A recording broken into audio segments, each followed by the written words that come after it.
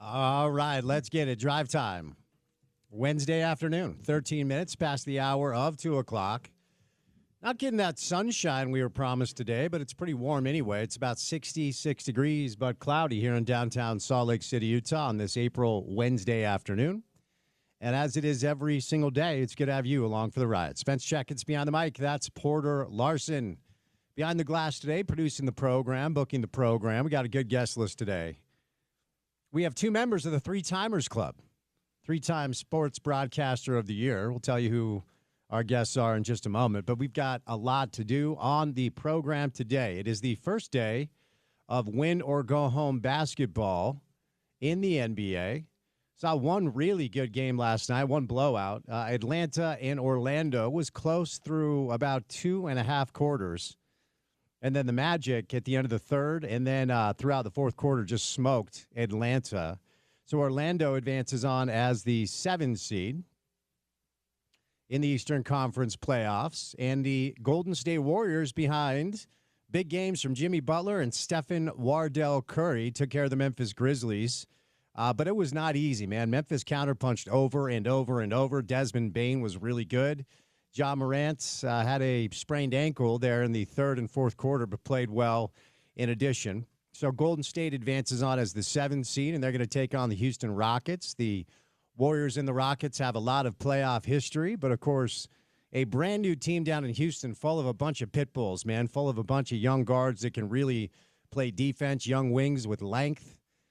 This will not be an easy series for the Golden State Warriors, so we'll get into it on the program today and get you ready for the games tonight. For the third straight year, the Heat and the Bulls are playing in the play-in scenario. Now, tonight's games are 9v10, so these are actually true elimination games. The loser of tonight's games are done. Chicago's a slight favorite over Miami. Chicago finished the regular season winning 7 of 8. Miami finished the regular season losing 4 of 6. The winner of that game will advance on to play the Atlanta Hawks, who lost to the Orlando Magic last night. The loser of that game goes home. The late-night game at Golden One Center in Sacramento will be the Mavericks and the Kings. The loser of that game is done. The winner of that game will play Memphis coming up on Friday for the right to get swept by Oklahoma City.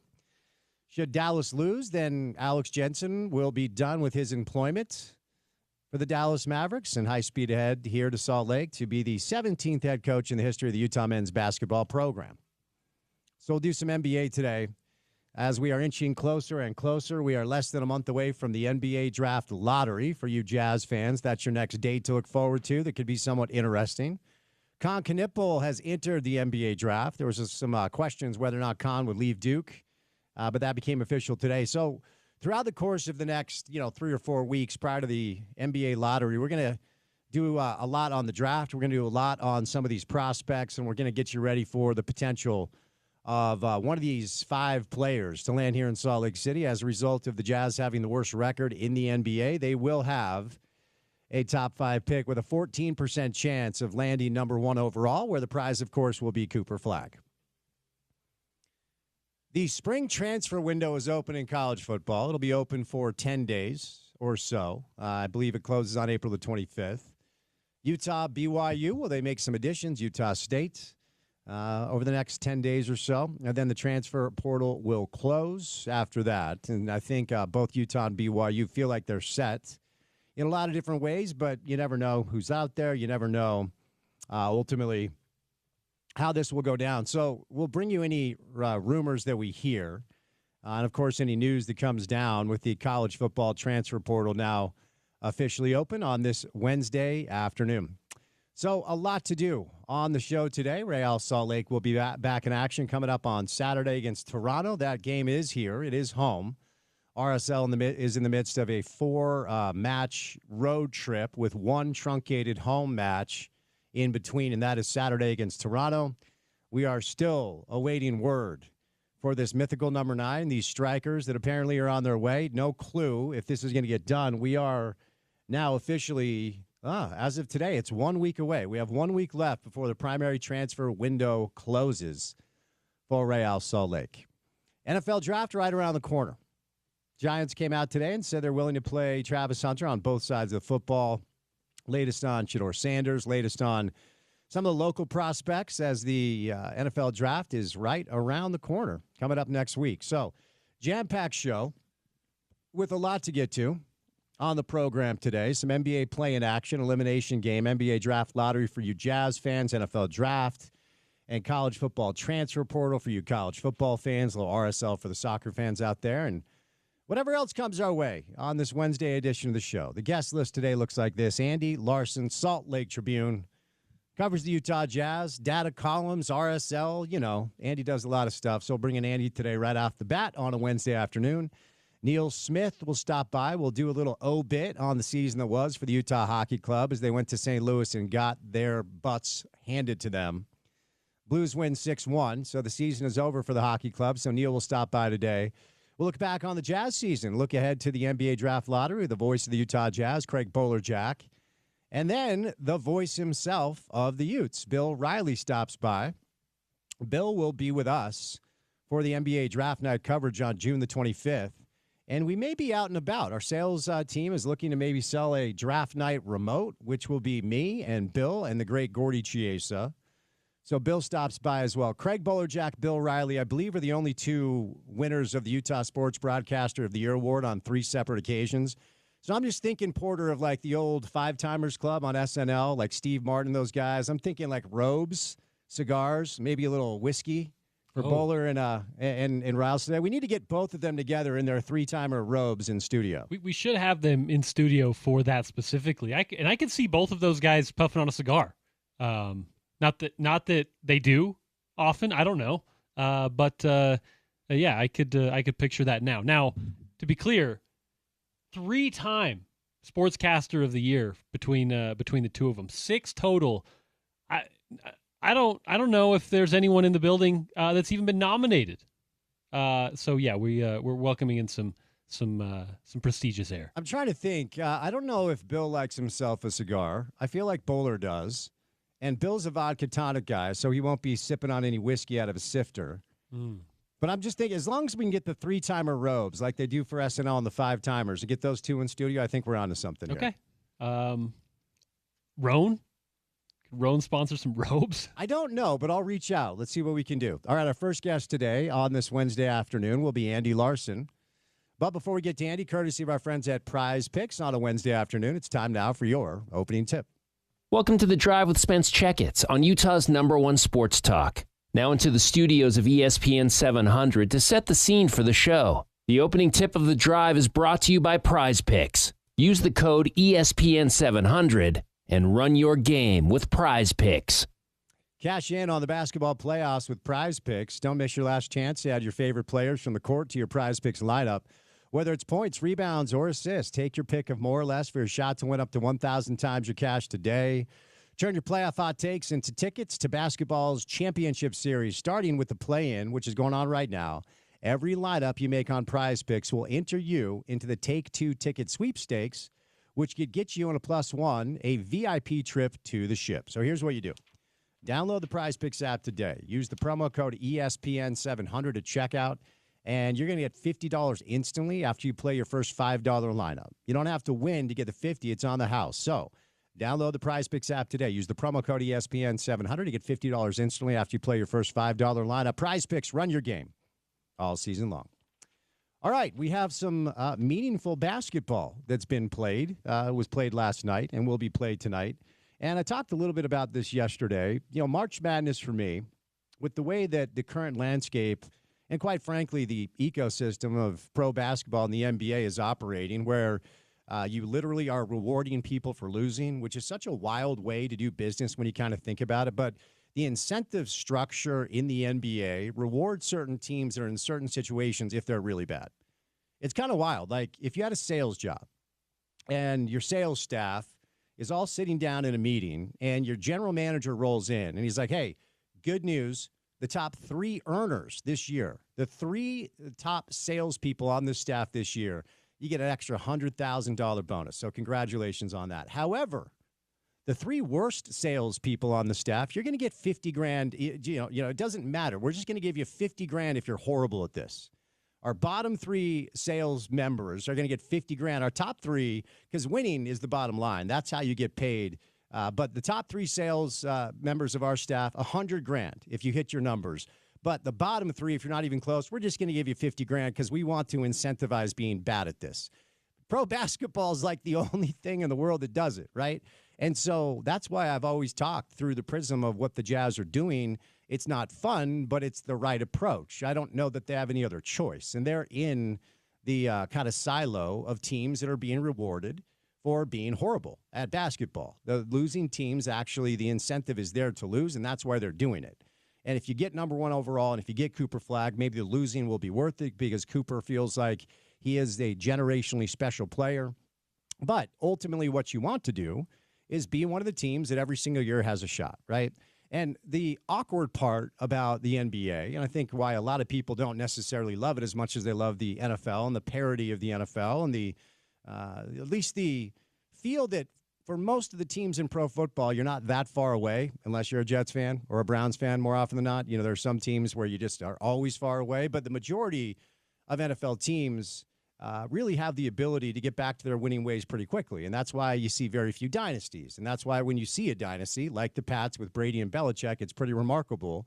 And that's why they're remembered the way that they are. But in pro basketball, the dirty little secret is every single year, preseason, you give me 4, 5 guesses, I'm going to tell you who's going to win the championship. Truly, every single year. And some years, you don't even need 4 or 5 guesses. Like when the Warriors were peak Warriors with Steph and Clay and Draymond and Durant, like we all knew every year, that was probably either going to be Golden State or whoever LeBron was playing on, whether it was Miami or Cleveland, right? But this year it wasn't hard to see. And look, Cleveland's had a really good year. We really should give Houston more credit than they deserve. And the Lakers have LeBron and Luka, and Denver has the best player on the planet. But it's not hard to see that we're more or less high speed ahead to OKC Boston in the finals, unless there is some massive upset or a massive injury or something weird happens. And because of that, if you're a general manager and a roster constructor in the NBA and you don't feel like you actually have a shot, and by have a shot, I mean going to win the thing. And there are certain teams that can talk themselves into, yes, we think we have a shot this year. I think Cleveland probably has talked themselves into the fact that they think they probably have a chance. I don't see them beating Boston 4 times in 7 tries, but you could do a lot worse than what the Cleveland Cavaliers have done this year and where they're at heading into the postseason. I guarantee I would be stunned if Houston thinks they actually have a shot. Like I said, the Lakers have LeBron and Luka, so Rob Pelinka and Jeannie Buss have probably talked themselves into believing, yeah, we have a chance because we have those 2. Denver has Jokic. We've seen it before. The Clippers won 8 straight to end the season. They have Kawhi, and when Kawhi is healthy, he is one of those dudes. But ultimately, I think most people in the league this year realize that it's OKC and Boston, if we're honest. And if you're not one of those 2 teams or the handful of teams that I just named, namely Cleveland, probably LA, Denver, and maybe the Clippers, you can talk yourself into thinking you have a shot. But if you're not in that stratosphere, you're going to approach this thing a little bit differently to try to open up a championship window at some point when some of these other top teams start to fall down, which will happen as LeBron will exit stage left at some point, and, of course, the Lakers will still have Luka. We saw some real vintage Steph Curry moments last night, and whenever I lock in on Steph, I realize how blessed we've been as basketball fans to have him here. But at some point, he's going to go away too, and I will say I do not view Golden State as a legitimate contender. I think they're going to have a really difficult time beating Houston. If you don't know who Amen Thompson is, you're about to get familiar because he's about to guard Stephen Curry for an entire series. They've got a bunch of size with Şengün and Adams down low. And, you know, Draymond plays a lot of center for Golden State and always has, but they don't, like Kevon Looney is not an answer down low. And Draymond's like 6'5", 6'6". I just don't think Golden State has the size or the athleticism to compete with the best teams in the West or the NBA this year.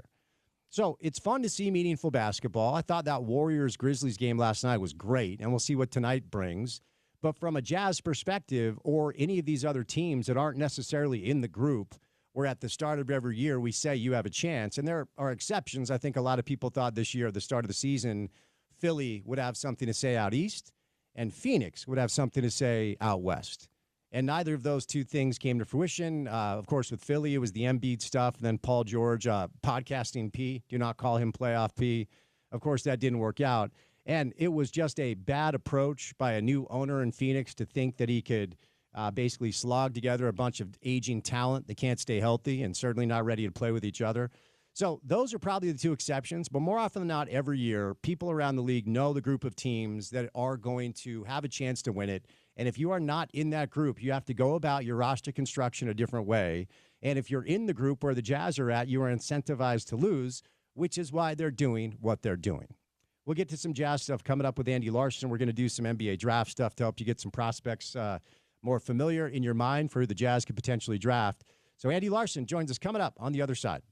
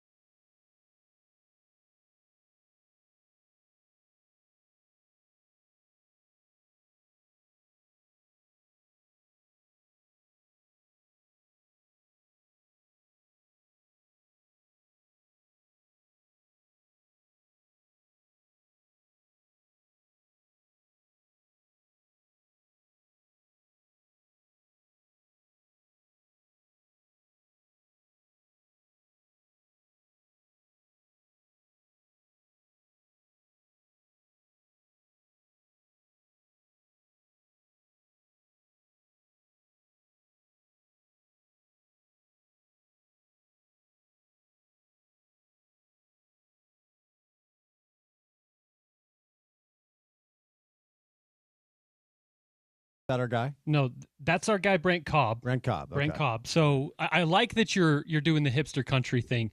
I just don't know how to define that, right? Because you're, as you said, you're kind of combining a couple things. You definitely can, but I don't know if it's like it's the same thing. It's down two different avenues, you know. Are we going to get a little Florida Georgia line today or no? Absolutely not. Okay, fair enough. Not a chance. Not a snowball's chance in hell, Spencer. All right, okay. Porter's in charge today. So we're doing hipster country music or whatever that is. Speaking of hipsters, he works for the Salt Lake Tribune. He covers the Utah Jazz. He is Andy Larson on a Wednesday afternoon. Hello, Andy. How are you? I'm great, Spence. How are you? I'm well. I appreciate the time. So you asked Will a really interesting question during the the postseason media availability a couple of days ago about if a team actually came calling who had I believe you said a more winning organization, just ready to win right away, what would Will do? And look, there was no way he was going to say like, yeah, I wish I was coaching at OKC or I should have stayed and kept the Boston job. So he said what he, of course, was going to say regardless of the question. My question to you is, did you believe what he had to say? Yeah, look, I mean, I do. I think, as we've evaluated the Jazz and kind of stuck at the bottom right now, and we'll see what happens in the lottery, and there's a lot of good stuff that could happen, but this is in the middle of the rebuild. Would Will Hardy entertain offers from other teams? And, frankly, the real scenario that I envision is Greg Popovich retires for health reasons this summer. San Antonio looks around the NBA and says, Will Hardy could be our coach for the next 10 to 20 years.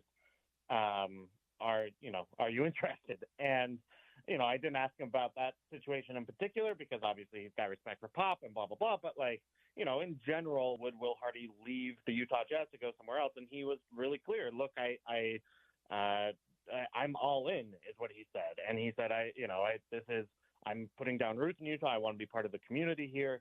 I believe in this rebuild and so on and so forth. And so, yeah, I thought it was a really forceful answer in a way that, he could have hemmed and hawed a little bit. And I think, frankly, talking to him off the side too, I think that is reflective of his thinking right now. So, I thought it was useful to get that kind of on record and that hey, yes, Will Hardy is probably likely here to stay for as long as the Jazz will have him.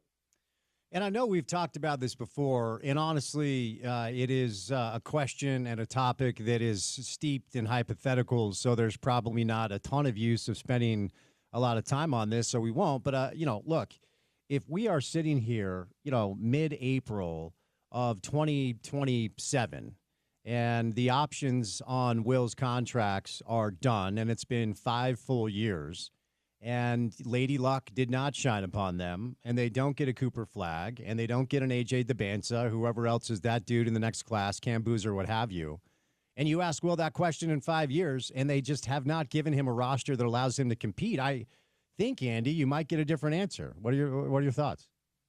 I mean, maybe, yeah. I it's hard to know, right? Because if you do this and it doesn't go well and you have 3 more years of pain. I mean, this year was difficult on everyone involved, including Will, for sure. It might be different. And so, yes, it is incumbent on the front office to get good players for Will to coach. I don't think there's any question about that. And I do think he's shown when he does have good players, or when he is even just allowed to play his good players, which he wasn't this season, he has tended to overperform. And I know that's crazy given that he just led a team to 17 wins and has yet to have a winning record. But if you look at kind of just what's actually happened in those seasons, it's been Will having to put the brakes on his own team's success to some degree.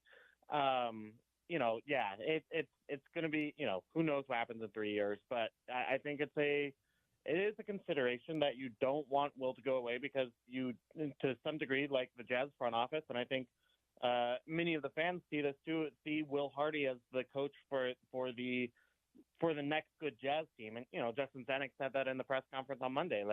When this Jazz team comes around to being good again, they want Will Hardy to be their coach. So I can't remember. It may have been Sarah, or maybe it was you. Asked the question about what type of players that Will would like to see added, just kind of generally speaking. And among the things that Will said, he finished it with the comment, "Well, we have a lot of talent in the building." Do they? No, I mean, yeah, less than the other NBA teams. I would say maybe, but other than one or two other teams. But yeah, they don't have a ton of talent. I mean, like, Larry Markkinen's good. John Collins is good. Colin Sexton's good. But like, I don't think they see them as, with the exception of Larry, as building blocks moving forward. You've got Walker Kessler and you've got kind of six iffy young players. I asked Will a variation of that question when the Jazz were playing the Thunder to second to last game of the year, kind of pointing at it. One of the things Will said earlier was that he was really interested in Oklahoma City's mentality in terms of getting role players who can kind of provide help to their star players. And you look at what they've done with Jay Mitchell and Aaron Wiggins and Isaiah Joe, and you can kind of go down the list, even like Brandon Carlson from Utah, right? Like not even drafted guys who have turned out to be awesome players for them. He said, look, they're looking for athletic guys who fit what they do. The Jazz, he said the Jazz version of that is that they're looking for smart and tough role players. He used those words over and over again, smart and tough. I don't see a lot of toughness on this roster, and I'm not sure I see a lot of intelligence either. Like, I think there's some players who play smartly, and I think there are a lot of players who put themselves in really tough positions, and that's why they lead the league in turnovers. So I do want to see, and we'll be interested to see how that changes, because I don't, I think if you had to describe kind of the ethos of the young prospects that the Jazz have gotten right now, it's that they have shot for upside rather than they've shot for, that toughness or that intelligence you see on the court. I don't know that I see that right now. So it's going to be really interesting to see how that affects their drafting and role player acquisition philosophy. But it's hard to say that they've had any wins in those areas so far because, again, you look around the league and you look at some other teams who have had more success. Kyle Filipowski, good draft pick. Isaiah Collier, good draft pick. But, like, in terms of creating a cohesive on-court culture, I don't know that we've seen that. One of the things that kind of caught my attention when Will was asked about the offseason plans for his roster is he said it was about Keontae, it was about Isaiah, and it was about Bryce. Different variations of they have to be in better shape. They just have to take care of their bodies. They have to show up in camp in better shape.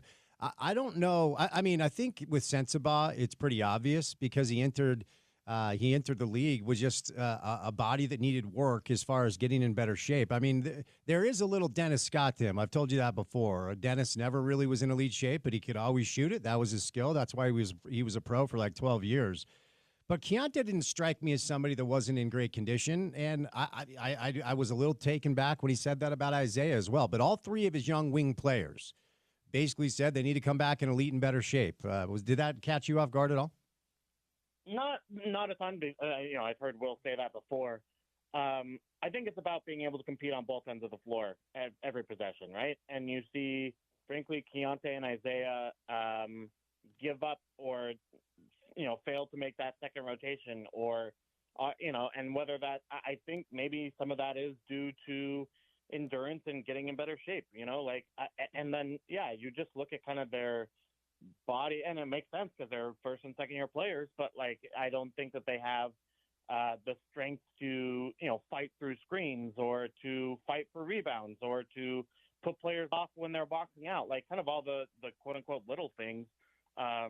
Isaiah and Keontae have not shown an incredible ability to do yet. So in order for them to be plus players, especially on the defensive end, they do have to change their bodies a little bit. And so I absolutely do see what Will's saying there. And, I guess, would point to the defensive end, kind of the constant effort that he wants to see.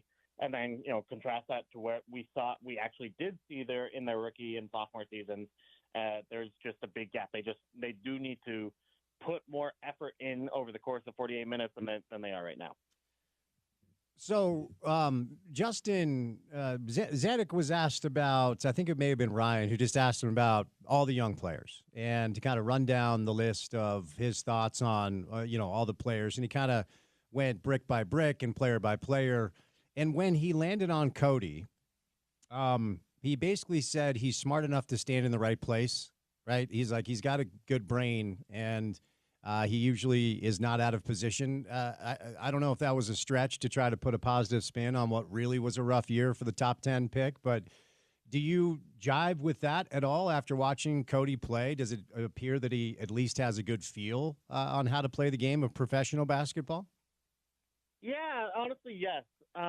And like you see him making defensive rotations that Keontae and Isaiah do not make. And some of that's different position a little bit, but also that some of that's just like Cody Williams has a better defensive IQ than Isaiah and Keontae and Bryce do.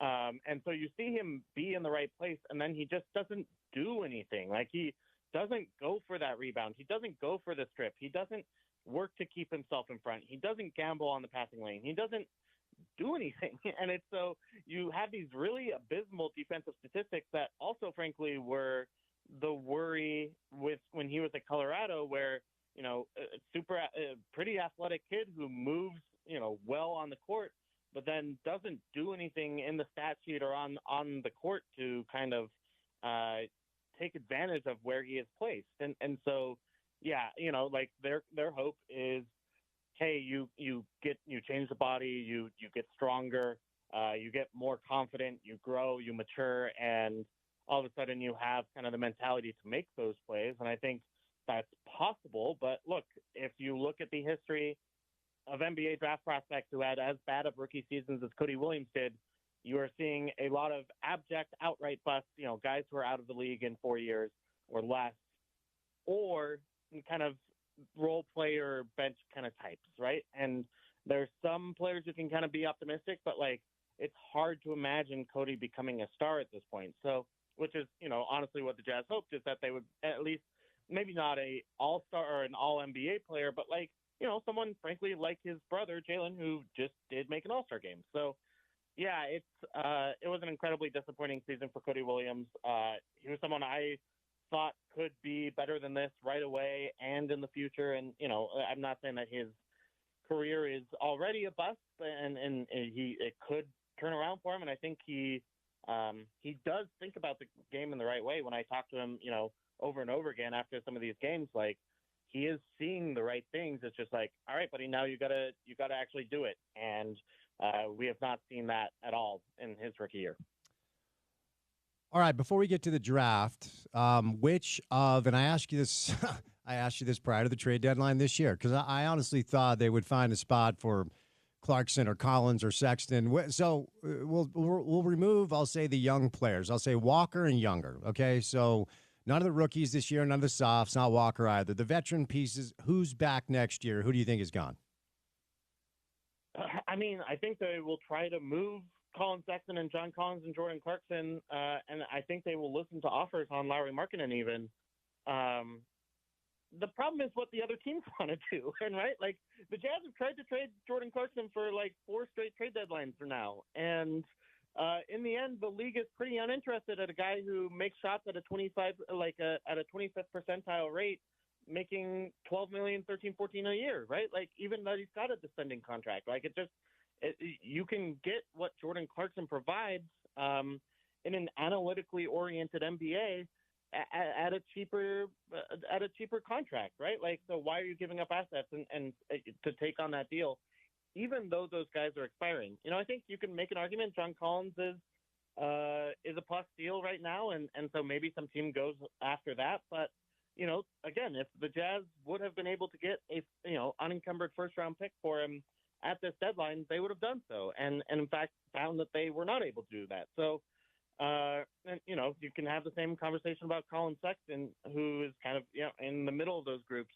Actually, a pretty efficient scorer when you look at the numbers, but then may give it back on the defensive end, and then hasn't really changed the plus minus count. It does say something that he was the only veteran guy that the Jazz felt kind of comfortable playing in a lot of the games to end the season when they were trying to lose. So, look, I think it's going to be entirely dependent on what happens with other teams around the league and whether or not they see Colin or John or Jordan as solutions.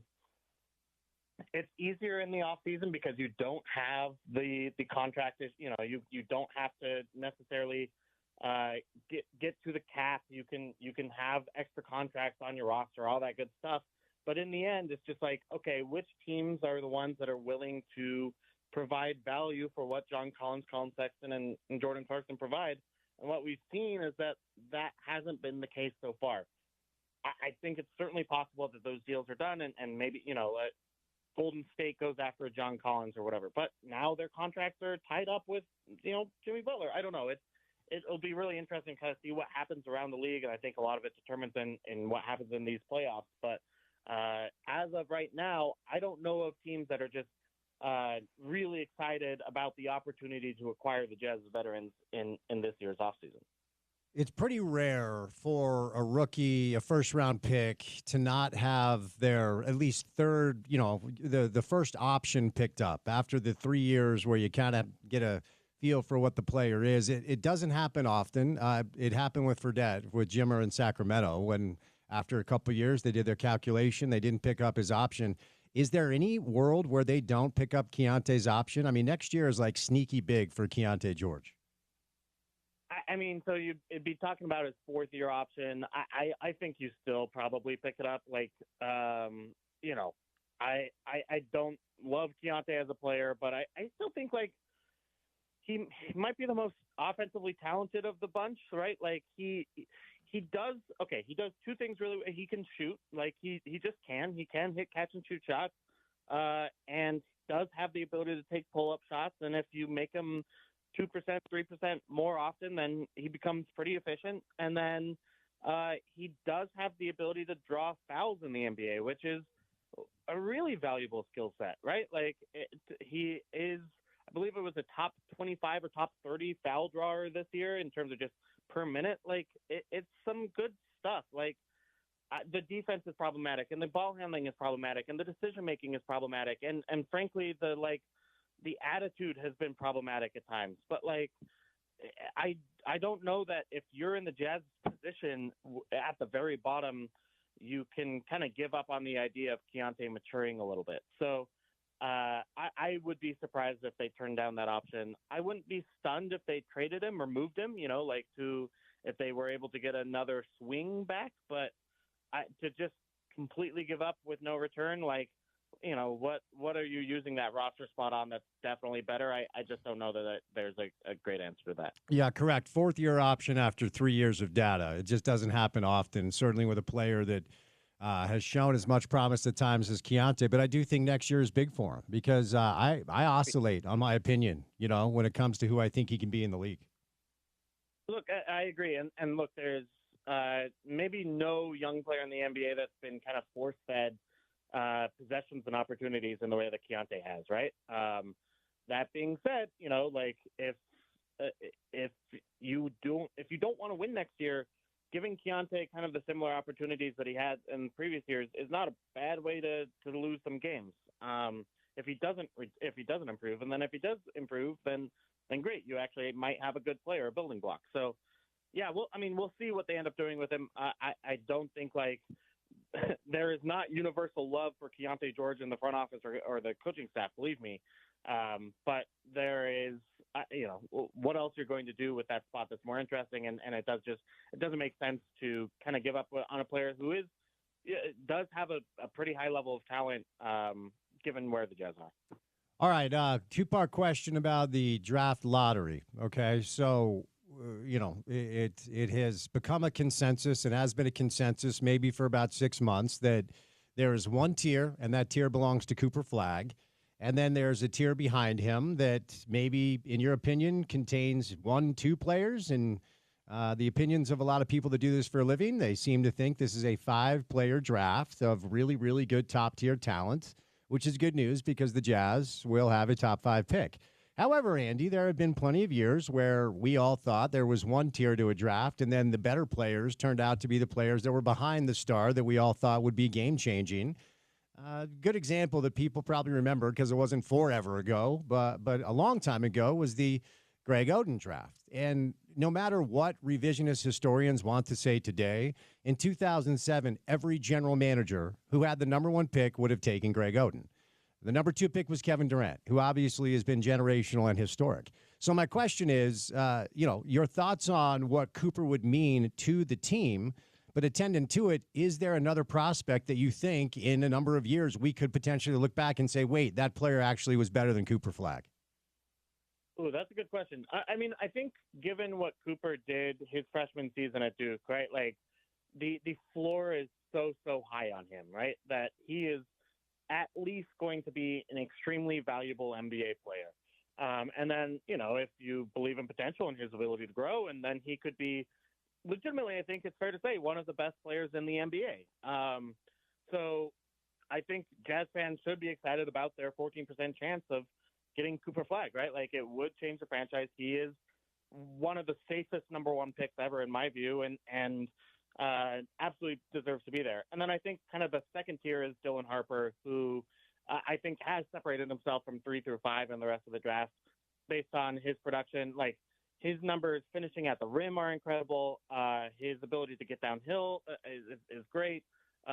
His playmaking, like he just shows nearly all of the hallmarks of being a really talented scoring guard in the NBA. After that, then you get some questions and some real upside chances, right? Like I could see a world in which Ace Bailey is a better NBA player than Cooper Flagg. It would take a lot for him to improve on, right? Like, but he does have just an incredible jump shot that he can make contested ones from all over the court. He needs to get significantly smarter in how he uses that skill for opening up other parts of his game, opening up, success for his teammates. His defense is actually pretty fun. I think, maybe if the right coaching staff is able to refine that, he can be a really two-way impact player. But there are a lot of questions, and there are a lot of times when guys with Ace's statistical profile and eye test profile turn out to be one-dimensional scorers who don't actually help you that much. And so that's the worry. I think elsewhere in the lottery, I'm trying to think, is there a chance that like Yegor Demon puts it all together and can not only, figures out how to have a jump shot and passes like this and moves better on defense? Like, I think that's possible, like 5% chance. I'm not sure I'm taking that bet, but hey, maybe. So, look, I don't think it's totally impossible, but what you said, but like Cooper is far and away the best prospect in this draft at this point, and it would surprise me to see other players overtaken. Last thing, Andy, we'll get a little RSL from you, then I'll set you loose. Another loss, another week goes by where we're all waiting to see whether or not that these additions are actually going to get across the line. We are 1 week away from the primary transfer window closing. My question to you is simple. Are you still standing up on your feet and shouting it loud, Real? Are you still believing, Andy? I mean, I am still shouting Real. I don't know if I'm believing. Okay. All right. We'll see what they do in the next week. If they don't sign a striker, it's just a tremendous failure. And they should be made fun of a lot. Look, I mean, Houston signed a striker today. That was cool. It would be neat if RSL did that. It sounds like talk stalled with the Slovakian guy is what I believe it was Tom Bogert reported. I mean, again, I'm just going off what's been publicly reported. It looks pretty dreary right now. They got walloped by Columbus. And I understand that it was an unlucky penalty at the end. You lost expected goals battle 2.8 to 0.8, man.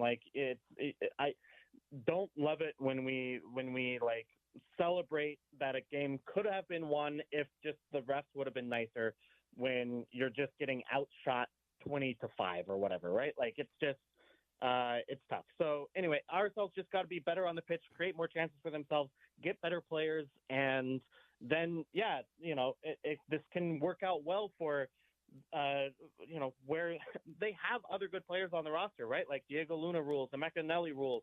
I think Rafael Cabral has been awesome in goal. There's a lot of talent on this roster that's currently been wasted because soccer is a weak link sport, and because you don't have to guard right now ourselves attacking, the tip of the spear, the number 9. So we'll see if that changes in the next week. They do have exactly 1 week left, but it needs to change if RSL has any hope to do positive things and, real contention things in this year's season. But just to be clear, here at the Riot, the battle hymn's begun, and you're still here for RSL. I'm gonna go all the games. I'm gonna scream my heart out. I'm gonna flip off the rest as much as I can. I'm all in. All right, buddy. Appreciate it. Thanks for the time. We'll chat soon. Thanks, man. See ya. Andy Larson stops by today, courtesy of our friends at Burt Brothers. With over 30 years of experience and nearly 30 locations, Burt Brothers ASC certified technicians bring expertise and professionalism to every interaction. One-stop shop for reliable repairs and maintenance, from tires and alignments to fluids and brakes. Tax Day savings sale is in full swing. You buy 3 tires, you get 1 free on select Goodyear, Falcon, and Firestone tires. Plus, get an extra $50 off on purchases over $500 using the Burt Brothers card. Tax Day savings sale also includes saving $40 on your Valvoline, synthetic oil change. Stop by a Burt Brothers or a Tire Busters locations or schedule an appointment today to experience the trusted service that has made Burt Brothers a Utah favorite for over 3 decades. Burt Brothers doing it better since day one. Neil Smith joins us coming up on the other side.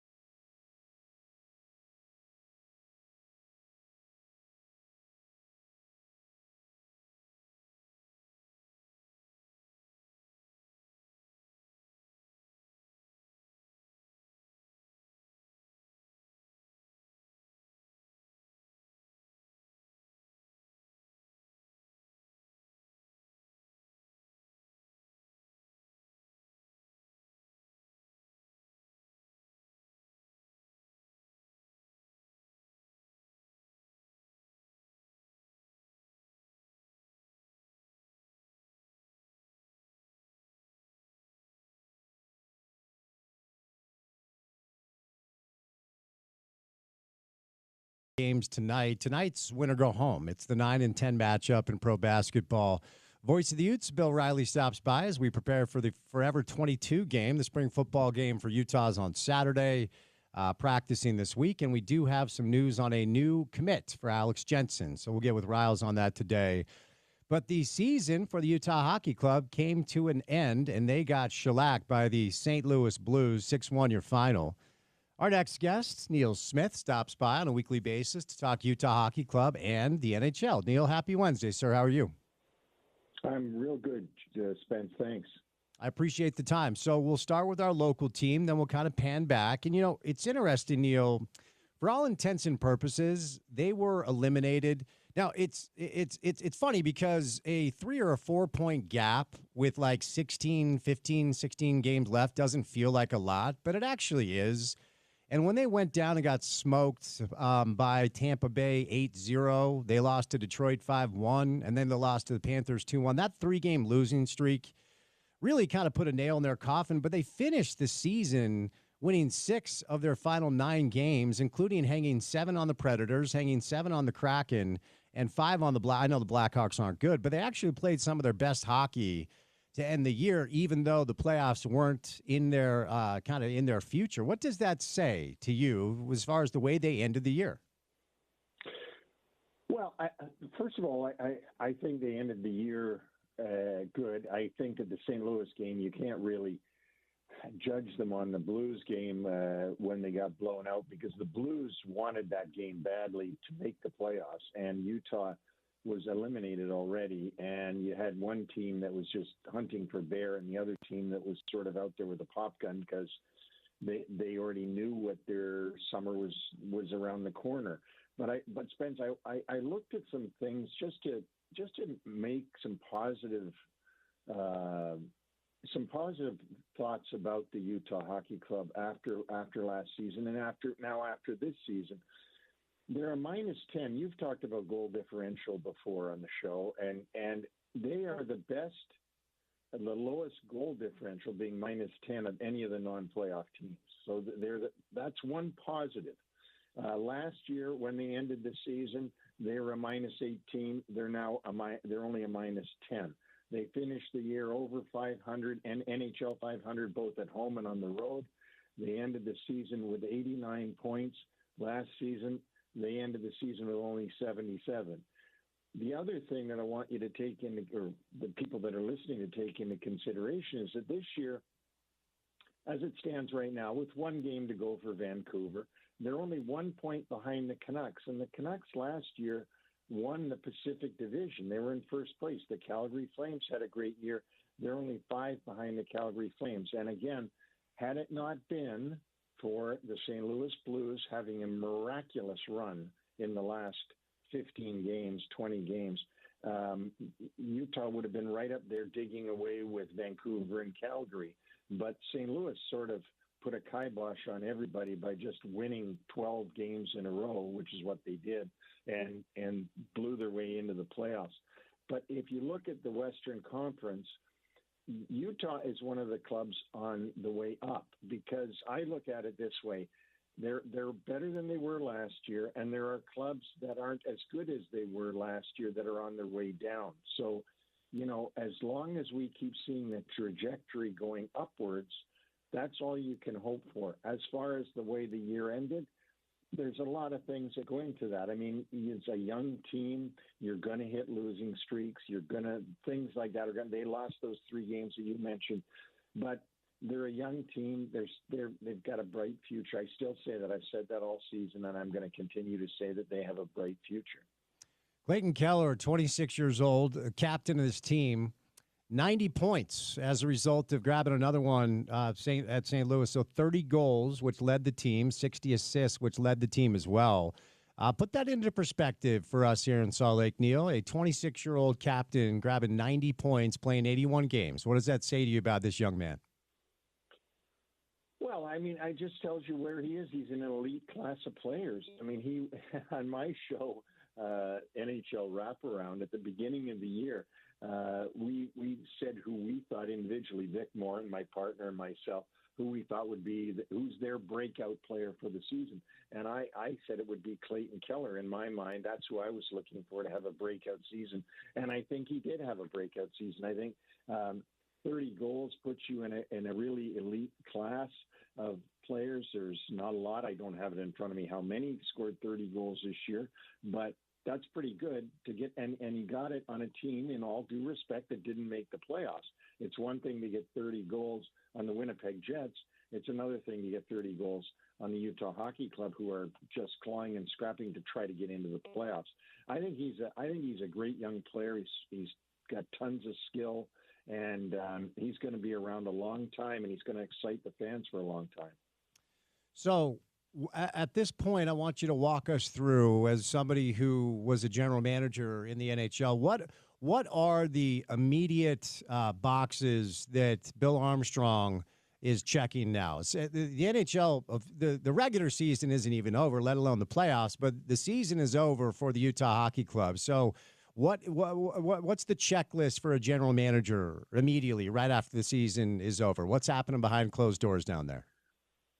Meetings with their scouting staffs. They'll have a pro scouts meeting at some point here during the playoffs. They'll have amateur scouts meetings at some time during the playoffs.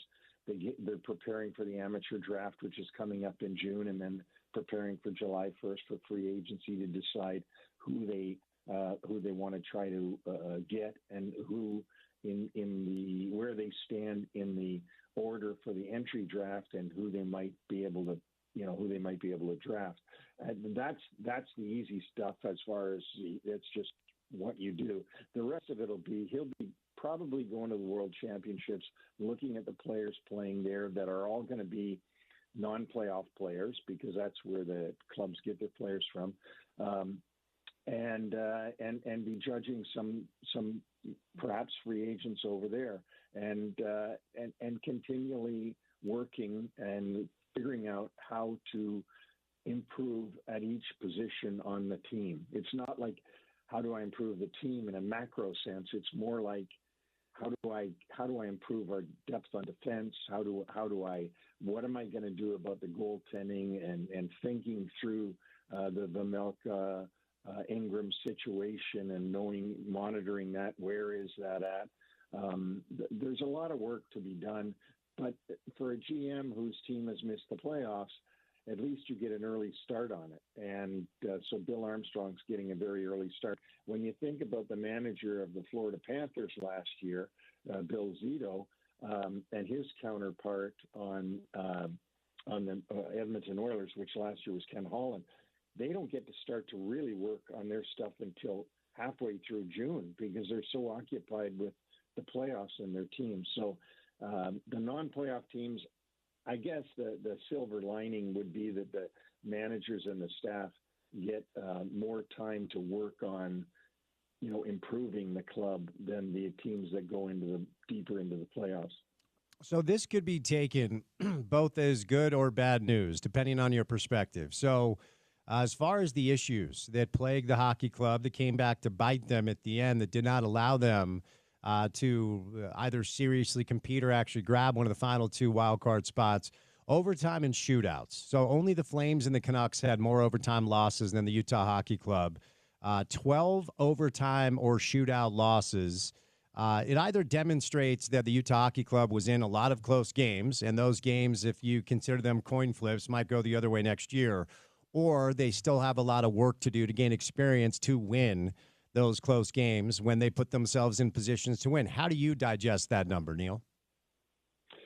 Well, the thing is, with the overtime, it's a skill competition too, because it's 3-on-3 and it's just crazy back and forth. And the shootout is simply, again, a skills competition, and who you've got and how much they practice it, and how good your penalty shot shooters are. It's all going to come with getting better and putting in time. I wouldn't read a lot into that, because I think you can find some elite teams that haven't been good in the shootout. For example, Vegas is 1-5 in the shootout in their first place in the Pacific. LA Kings 1-3 in the shootout. And in the East, you've got some good teams that aren't good at it either. Carolina Hurricanes are 0-3 in the shootout. And they've got Sebastian Aho and Seth Jarvis and some other greatly skilled players. So I wouldn't put a lot into it. It's something that the coach has you practice 3-on-3 because you are going to hit that once every 4 or 5 games. But I wouldn't start to worry about that number as much as finishing teams off in regulation, knowing how to putting a system together that says when we get the lead in the third period, we lock it down. There's no chance you're scoring on us in the third period. Coming up with a system that shuts things down, because regulation wins are the big thing you want. That's the number one tiebreaker when you're heading into the playoffs. And that's where I would be concerned, not about Utah, but I mean, as a coach of any team, I would be concerned about that. The other interesting thing is because we talked a lot about, the goaltending situation with Mamelka and Ingram, and, Bill Armstrong spent a lot of money and made some moves to bring in defensive help. And, on paper with Dylan Guenther and Clayton Keller, you probably just assumed that the offense was really dynamic. But the offense was 21st in goals per game, and the power play was 15th, which isn't horrible, but it's not good either. So, with $21 million in cap space and with a bunch of picks, first, second, third, fourth, fifth, and sixth, I would imagine Bill's priority this year is going to improve those numbers with 21st in goals per game, 15th in the power play. Any thoughts on just positionally, some additions? You don't have to get specific with names, but where on the roster do you think they can improve to make those offensive numbers jump a little bit? Well, I first of all, I want to say that I think that the maturation process for Guenther and Keller will come, and naturally they will get more goals, and they will get more power play goals. I think that the coach has got to tell you why the power play is in the middle of the pack. I've been watching the New York Islanders all season, as you know, Spence, because I go to all their games, and they're 31 and 32 in special teams. So to me, 15, they would be thrilled if they could be 15. But I get what you're saying. It's halfway down in the league. That maybe they're going to spend money to get somebody like Brock Besser, who's I think is the number one free agent coming up from Vancouver. Who knows where he's going to end up? There's 32 teams, so you can't say where he's going to end up. But certainly, I would think that Bill would look to use some of that $21 million in cap space and improve, perhaps another offensive defenseman, perhaps another. Playmaking centerman or something that he and Coach Torney identify as real needs to improve their power play and improve their offensive effects.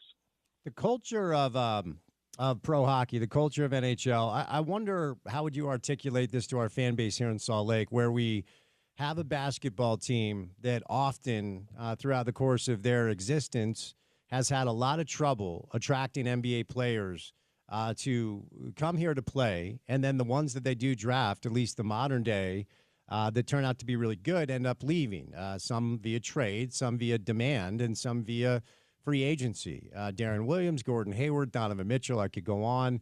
At a local soccer club, signed a striker earlier this year that allegedly did not want to live in Salt Lake. So we have a little PTSD here as far as our teams not being able to attract free agency or to attract free agents because we're not a destination. Do you think that's anything that will get in the way for the hockey club trying to attract talent here, or are NHL players a little bit different as far as what they look for before signing with a club? Well, I think almost all the NHL players, certainly the ones that become free agents, they're veterans and they have friends all throughout the league. And if they don't have friends, their agent represents somebody in the league, or there's a way to find out about a place when you get an offer. So we were talking about this just yesterday about attracting free agents in New York, and how if word gets around that you haven't treated your players very well, nobody's going to want to go there, even though it's New York. And New York's been a destination for years, but they've also been, the first words you hear out of people is how well they're treated. I'm not saying they're not treated well now, by the way. I'm just saying if that's the case. I think it all goes into how the players are treated, how first-class the organization is, and that they love to live there. I've never heard ever why you wouldn't want to live in Salt Lake City. I've only heard good things about it. It is not Ottawa, Ontario, where it's, you're freezing to death all winter long. It is not a small little tiny market. It's not Buffalo that's missed the playoffs 14 years in a row. It's it's not these other places like that. And to be honest with you, it's not Arizona, who couldn't attract free agents because they didn't have the money. They were cheap on everything they did. That's not the case with Ryan Smith and this ownership group. So I don't think you're going to have those problems. I would be surprised if you had those problems. I don't think hockey players are like that, but they move around, and yes, they want as much as they can make in their contract to judge themselves as a good player. But I don't think you're going to have a situation where nobody wants to come to Salt Lake City. I find that extremely hard to believe. Music to the ears of residents here who for years have been confused as to why people don't want to live here. And you know me, Neil, I grew up close to where, you ran teams, and I've lived here for 20 plus years. It's good living. I don't necessarily know why some folks don't even want to give it a try. Like it's odd to me why you wouldn't even want to give a place a chance. Well, you know what? Sometimes people, as you know, the people judge, and they judge stupidly. The Florida Panthers weren't able to attract free agents for years and years, and I mean, my goodness, that's Fort Lauderdale area where they couldn't get people. So I think people have preconceived notions, and I don't know what it is, but they I don't want to go here or there. There are NBA players, and you tell me this because you're a lot more dialed into the NBA than me. I'm probably the least dialed in. I hear they don't want to go to Toronto. They don't want to play for the Toronto Raptors because they don't want to play in Canada. And I mean, I'm from Toronto. Toronto is a mini New York. I mean, it's one of the destinations of North America that you'd want to go to. And yet I hear that NBA players don't want to play in Toronto. So who knows? Yeah, that's wild. I mean, Toronto is one of my favorite cities I've ever visited. And it seems like all the NBA guys just want to simply be by a beach, and most of them want to play in L.A. Or Miami. I don't know. Maybe it is the cold weather that scares them away. But, yeah, we tend to run into this issue here when it comes to the stigma. And, look, I've never pulled any punches. I mean, we're not New York. We're not L.A. We're not Chicago. We're not Miami. I get it. And we do have residents here that get a little bit in their feelings when I say that.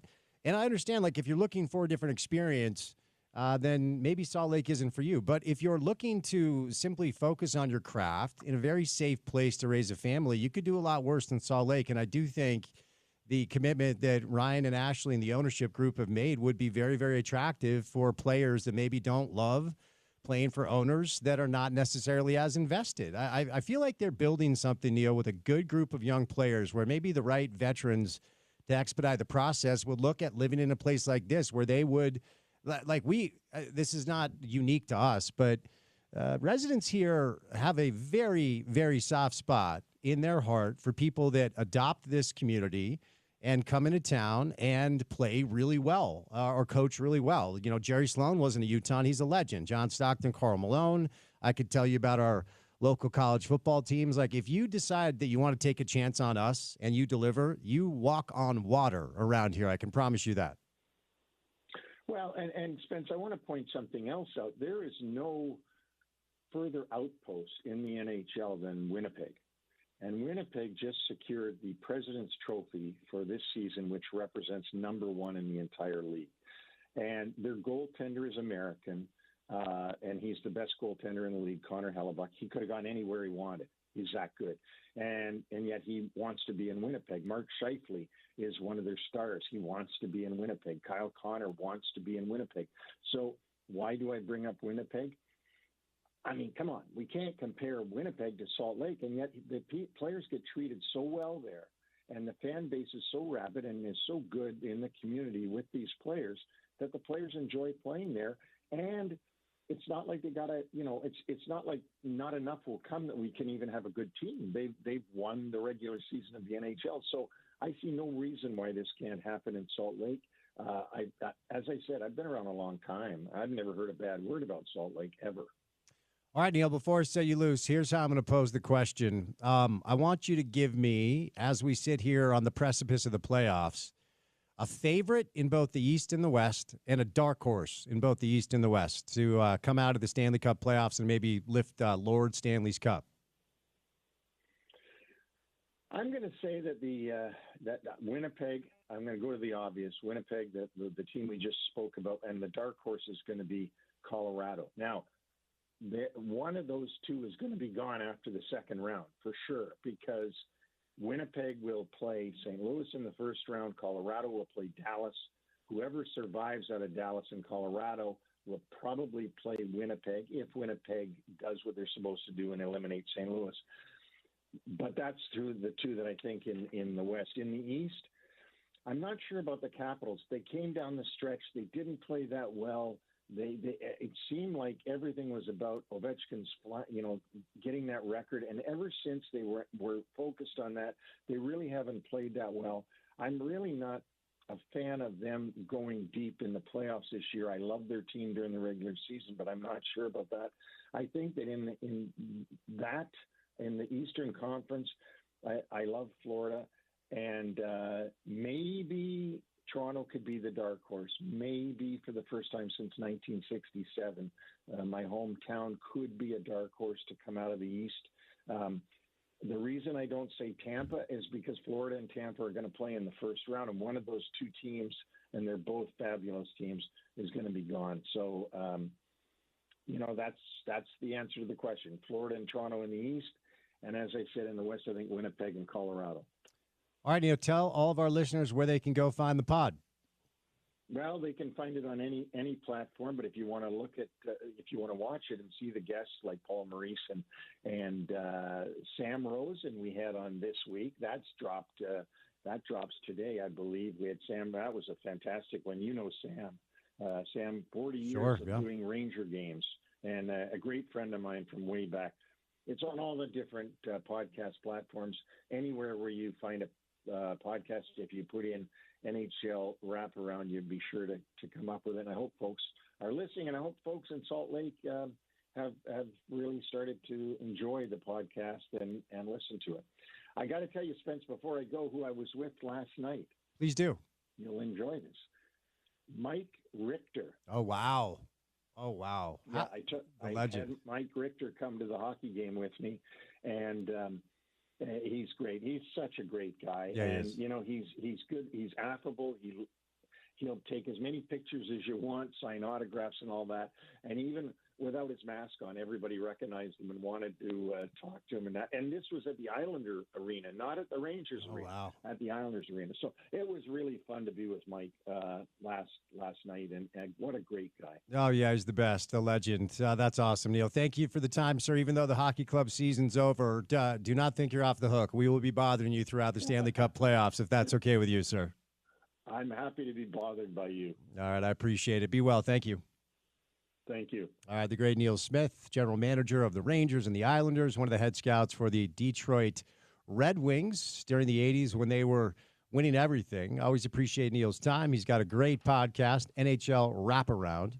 So go to NHLWraparound.com if you're interested in learning more about this new league and this new sport. That was a lot of fun to have here for year one, and excited for the future of the Utah Hockey Club. Neil stops by today courtesy of our friends at IFA Country Stores. Have you ignored your lawn care because the weather has not been warm consistently? Well, it's time now to think about caring for your yard. At IFA Country Stores, they have everything you need to care for your lawn, no matter its size or shape. Their 4+ lawn care program can promote healthy green grass this summer. Visit with their team of pro turf and landscape consultants that help provide products and services to local baseball and soccer fields, golf courses, parks, and other city properties throughout Utah. It's the same knowledge and care they can share with you about your yard. Only at IFA and online at IFA.com. All right, coming up on the other side, we have some breaking news out of the world of college football. We'll bring that to you. Then it's time for Craig Bolerjack and Bill Riley on a Wednesday afternoon.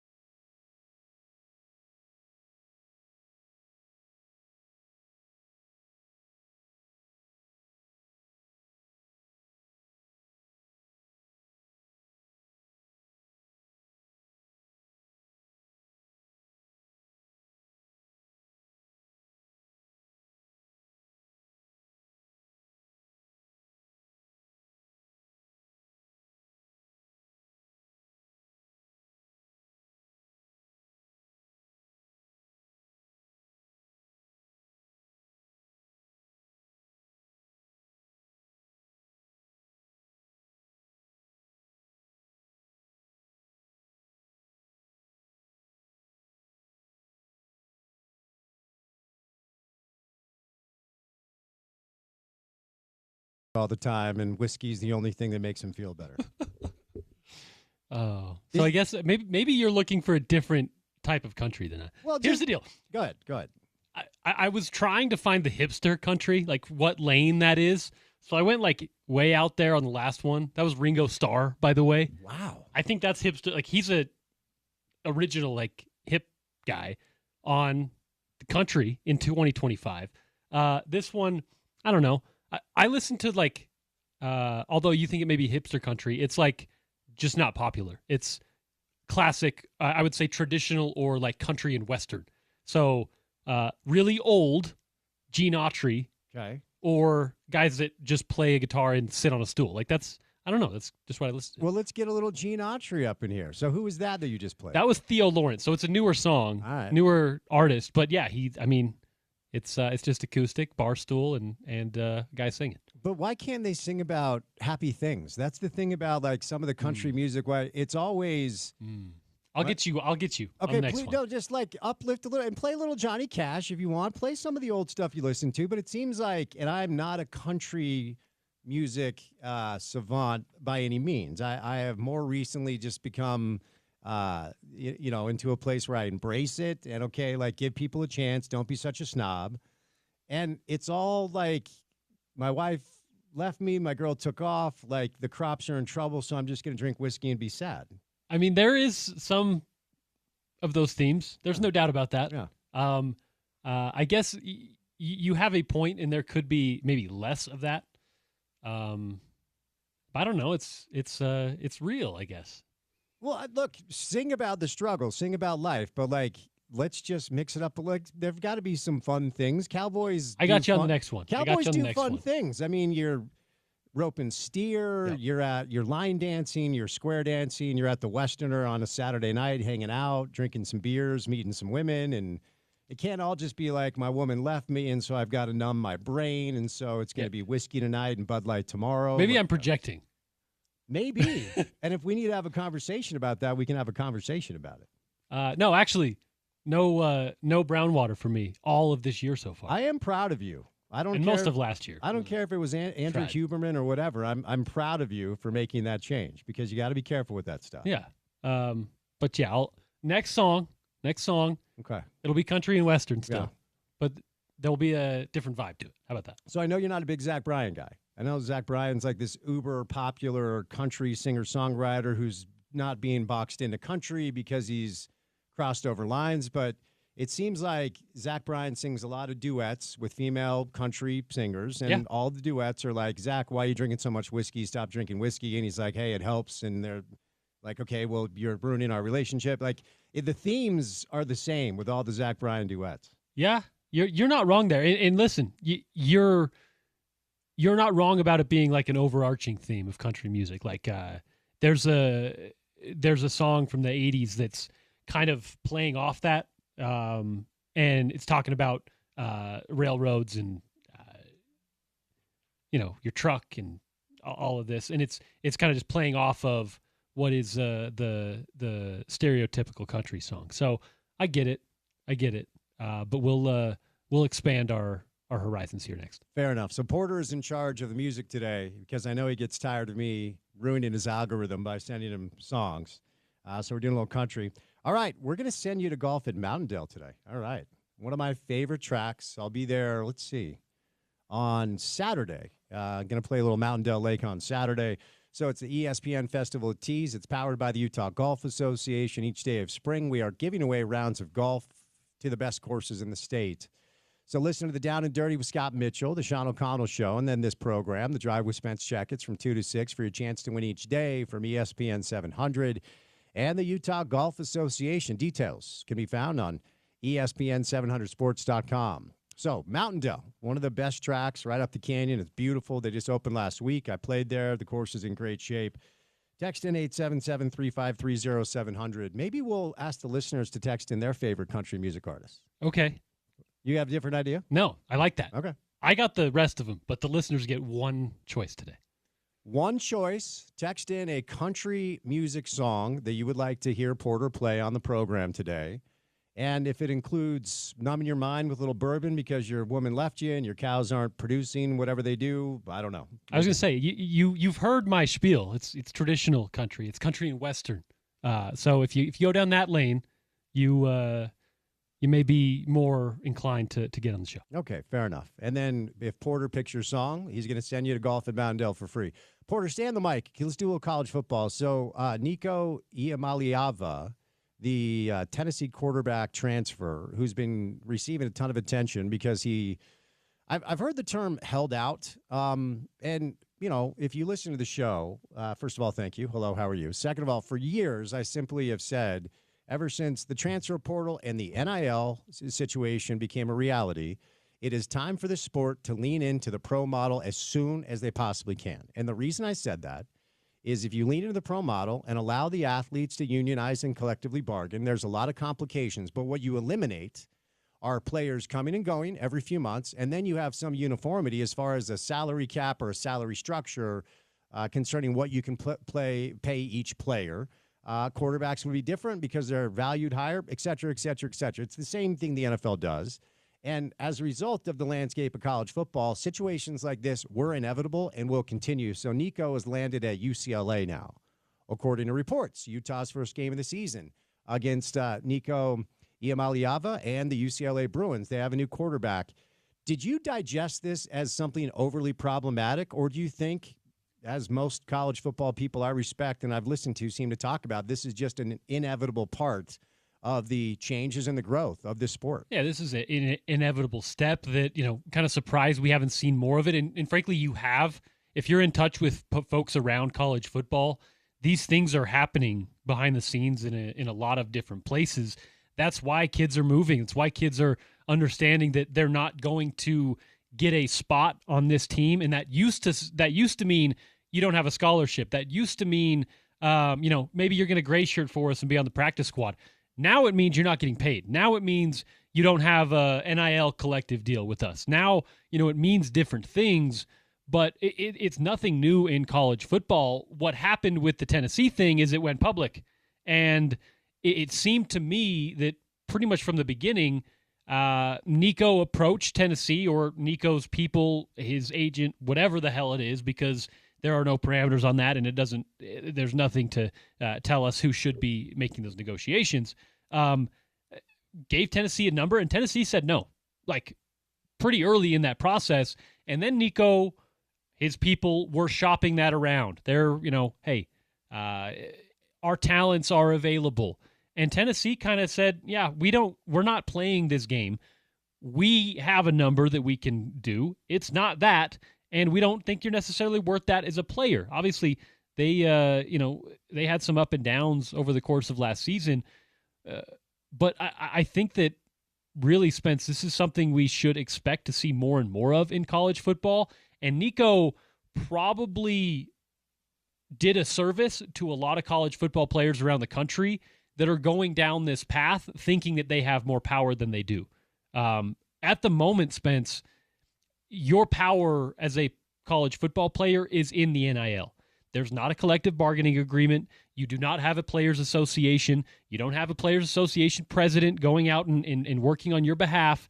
You have to look out for yourself and your NIL, and you have to be very careful of not making that something separate from the football team, because then you may be kind of hung out to dry like Nico is. Part of it his own doing, and part of it just Tennessee saying, hey, not worth the number that you're trying to give us. It's business.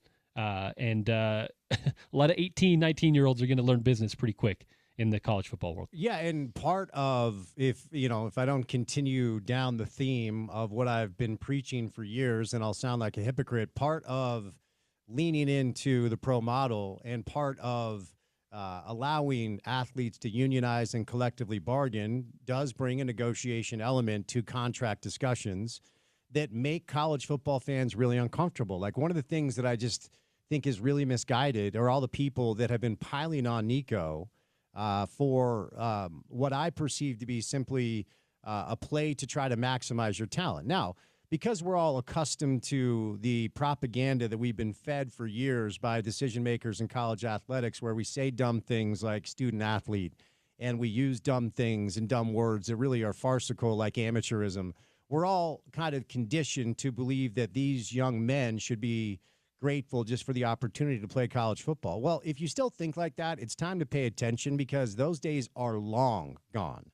Okay, it's kind of like this weird dynamic that's happening in Provo with BYU clearly outbidding teams for basketball players, yet they're in-house media, and I'm using media in air quotes because they actually work for BYU, are being forced to go on social media to further this narrative. It's like, no, it's not about money. It's about love and development and work. Well, okay, like stop trying to muddy the. Stop pulling a Steve Bannon when it comes to your athletic department. Call it what it is.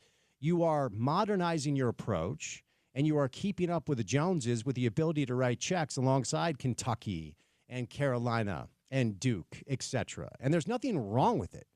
I just don't understand why you have to convolute the message when everybody can see exactly what's going on. Don't tell me I'm not seeing what I'm seeing. It's one of the problems with this whole approach of muddying the waters and, flooding the zone with misinformation to distract people from what actually is going on. It's a trick in religion and politics that they use everywhere. And now it's seeped into sports, certainly culturally in certain places more than other places. But this whole movement to try to distract people from what's actually going on with BYU basketball, because what's actually going on with BYU basketball is the Royal Blue Collective, as a result of their 9 7-figure donors, has the ability to pay AJ Debincis $7 million for 5 months of basketball, or pay the guard they got from Baylor, $3.5 million, reported by Jeff Goodman. Like, we know what's happening. So don't try to convolute the message and lie to people, straight up fool people and lie to people like, no, these young men care about the love culture of BYU. They care about the family community and the feel around campus. No, they don't. They care about the $7 million you're paying for them to play.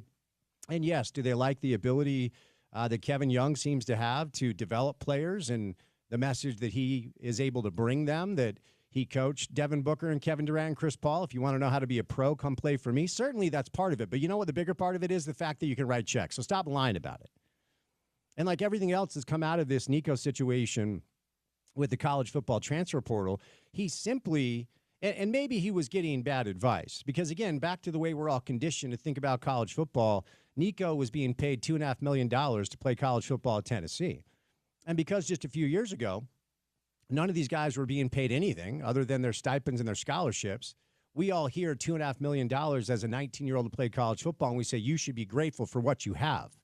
Well, look in the mirror. If you have the opportunity to leverage your talents to go to your boss to try to get more money, are you going to do that? You would be an idiot if you said no. So the venom that has gone in his direction is entirely misguided. And if you are that old school guy that says a scholarship is enough value for college football, well, you need to find something else to watch, because that mentality is as antiquated and dated as watching a black and white television when you have the ability to watch in all of its glory with the way we can watch TV these days. Like, it's simply a different time now. And it looks like Nico, I don't know what he got with UCLA, but he is going to UCLA. And so that opening game for Utah football just got a lot more interesting because the world of sports and college football have been on this story. And I have no problem with Josh Heupel, the head coach of Tennessee, essentially sending the message like nobody's bigger than our program. I would imagine Coach Witt would do something similar. So we'll get back to some of this stuff because Bill Riley's going to join us during the 4 o'clock hour. But the 4 o'clock hour of the show has 2 3-timers. 3-time Utah Sportscaster of the Year and voice of the Jazz, Craig Bolerjack, stops by. Then it's Bill Riley. We'll move over to the 5 o'clock hour of the show after that, right here on ESPN 700.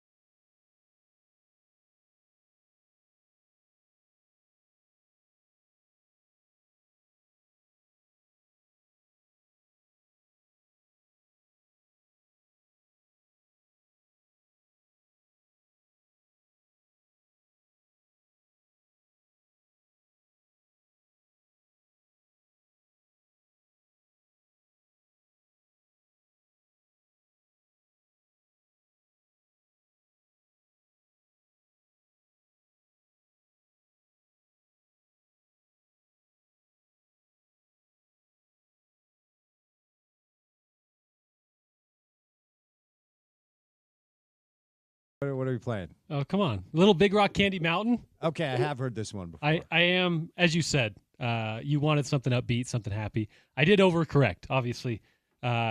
Big Rock Candy Mountain. They sing about like Lemonade Springs and cigarette trees and it is a Utah connection though. I don't know if you've been to Big Rock Candy Mountain. Where is it at? Sevier County. I have not. It's like a big natural some form of landmark. It looks like a big pile of candy. I'm sorry. Kinda Did you say cigarette trees? Yeah. Well, I guess you don't have to pay for your stoves. Exactly. Right, okay. Exactly. All right, we have a big hour coming up. For the next hour, we have the only two people in our market to win the Utah Sports Broadcaster of the Year award 3 separate times. On SNL, they have the 5-timers clubs. So on this show, we have the 3-timers club, and I'm just picturing Craig Bolerjack in his robe saying 3-timers club with a stogie and a cigar and celebrating the Jazz season that is now behind us. Bowler, how you doing, buddy? Yeah. Hey, Spence. Good to hear. Yeah, I got a little stogie, got a little brandy, just kind of warming that up right now. You know, it's 5 o'clock somewhere. So there you go. Yeah, sitting back, taking a deep breath on a challenging season, and hopeful that we see some progress on May 12th, and we see something on draft night, and we see something on during summer league, and then on we go. But yeah, challenging season, as you know. We have had multiple chats this year, and I thought we saw some growth after the All-Star break, especially with 2 guys in Collier and Filipowski. And that's a good thing, as the Jazz move forward. Yeah, and I will say you and Thurl did a really, really professional job of handling what was a difficult year, a historic year for all the wrong reasons, as far as the wins and the losses go. Let me just stay in this space, though. What's the biggest challenge of trying to make a product entertaining? And look, to be fair, there were plenty of close, entertaining games. And I do think this is a smart basketball community that understands that when you exist in an ecosystem where the governing body tells its members, if you're not one of the teams that has a chance to win a championship, we actually will reward you. If you lose games, then its members are going to take you up on that, and they're going to lose games because that's the ecosystem of how you reward certain teams. So we all know what time it is. We all know what the organization was doing. But for one of the front-facing members of the organization that has to present this product to the community when the community knows that they're unserious about winning, how does that bring the challenge up in your job, Craig? Oh, wow. It's a great question. I thought COVID was tough, Spence, in 2020 and 21 when Thurl and I called about 100 games off the Jumbotron and empty arenas. That was a challenge. But this one was a different one because you just said something very poignant, and the fan base here knows what's going on. I think Danny and Justin and Will have all said they understand the IQ of the fan base. They've been through a lot, highs, lows, 2 title runs, a lot of playoff action. 51 years now of Jazz basketball. I think for me, honestly, I'm trying to do a deep dive in how I kind of approach this with Thurl, because we had a lot of talks on buses, on airplanes, in arenas prior to tip-off on what we could talk about that had a positive spin or twist to it, but real. So my point is, I wasn't going out as a broadcaster to be one to make it a candy, cigarette and mountain. It's almost appropriate that Porter played that coming out, right? Because, look, fans understand. They're smart. I'm not sitting there trying to sell them a bill of goods. I get excited on a big play. Do they have 23 turnovers? Absolutely. Do they like to hear that? Probably not, but I got to be real on what some of the issues are. Defense got to be much improved as the next year or two comes about. So I think Thurl and I, we tried to find the fact that Isaiah was chasing Stockton. That was a feel-good moment. Filipowski's development, we tried to put that, as a positive as well. And I really believe that even Walker Kessler's 3rd year after the sophomore slump was another big story that we tried to just focus on. We didn't try to make up anything. I wasn't going to be a part of that. I mean, I just thought, look, let's be real. Here it is. Let's try to find some positives and then let the fans for themselves see what I'm seeing. And they saw mistakes, they saw growth, they saw potential, but they also saw what we all saw, and a need for better ball handling, a much bigger need after watching even the play-in games. Got to be better defensively. You got to commit to be a defensive player in this league, a two-way guy. And the postseason, as everyone says, I know it's a play on words, or you hear it all the time, Spence, but it is a different level of basketball. I mean, guys go into a different mode. Look at Curry and Jimmy Butler last night, 75 combined. Wow. There's just certain players that do turn it on and perform, and they did last night. Do the Jazz have that combination? No. Will they? Hopefully. And I think the future, there are some bright spots, but there's definitely need. I think Will Hardy in his post-season comments were really straight up. And I think the other thing, Spence, to answer your question, I think I just kind of followed too the way Will approached the media. I don't think he cut corners. I think he chose the right times to really call out the team. He didn't really bury any one individual per se, which kept the locker room intact. So I have to give him a lot of kudos for going through a rough time, but also a guy that says he's committed, and I believe he is. I've watched him, and the way he continued to coach down the last 10 games, wow. Some coaches or some players may just not care much or even show up, but that team still is engaged. I can promise you that in the last 10. Let me ask you this while we're in the space of talking about this odd incentive structure that pro basketball has, where they literally offer great rewards for teams who decide to lose on purpose. I mean, it's such a weird model. It'd be like, Craig, it'd be like if your boss called you and was like, hey, look, if you are awesome this year, we are going to give you a massive bonus, and you might win Utah Sports Broadcaster of the Year. However, Craig, here's your other option. You can bumble through every broadcast. You can be the worst broadcaster in the league, and we are still going to give you a reward. It might not be the reward that you get if you're awesome, because, look, the winning teams in pro basketball, to the victor goes the spoils. That will never change. But there's no other industry in the world that actually tells you that if you're one of the worst at what you do, we will still reward you.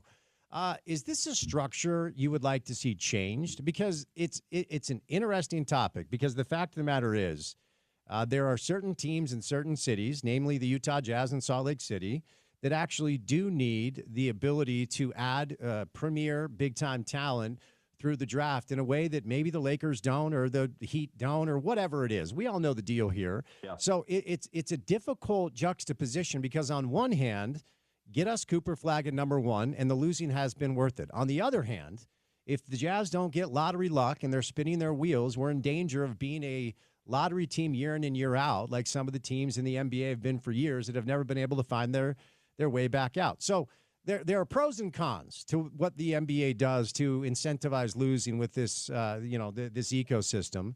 But it does lead to unwatchable basketball for about a third of the product in the entire NBA. So do you like where we're at? Do you think improvements or changes need to be made? Well, I'm not a fan, because that wasn't the way I was raised. I was raised to be competitive, and if you go out and bust your tail on the field, then the reward is going to come your way. Weight room, in the huddle, on those hot days in practice, and that's just the way I think.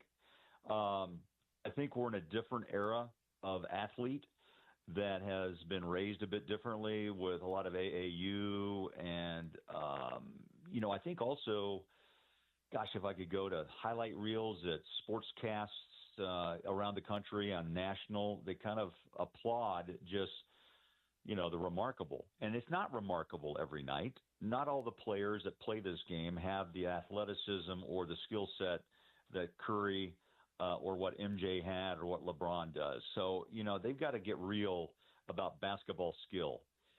Can you pass? Can you catch the ball? Can you do a two-hand chest pass? Spence, I'm going back to where you came from on just the real simple basics of the game. Hold the pivot foot. What's wrong with the mid-range? I know analytics would say 3 is more than 2, but you know what?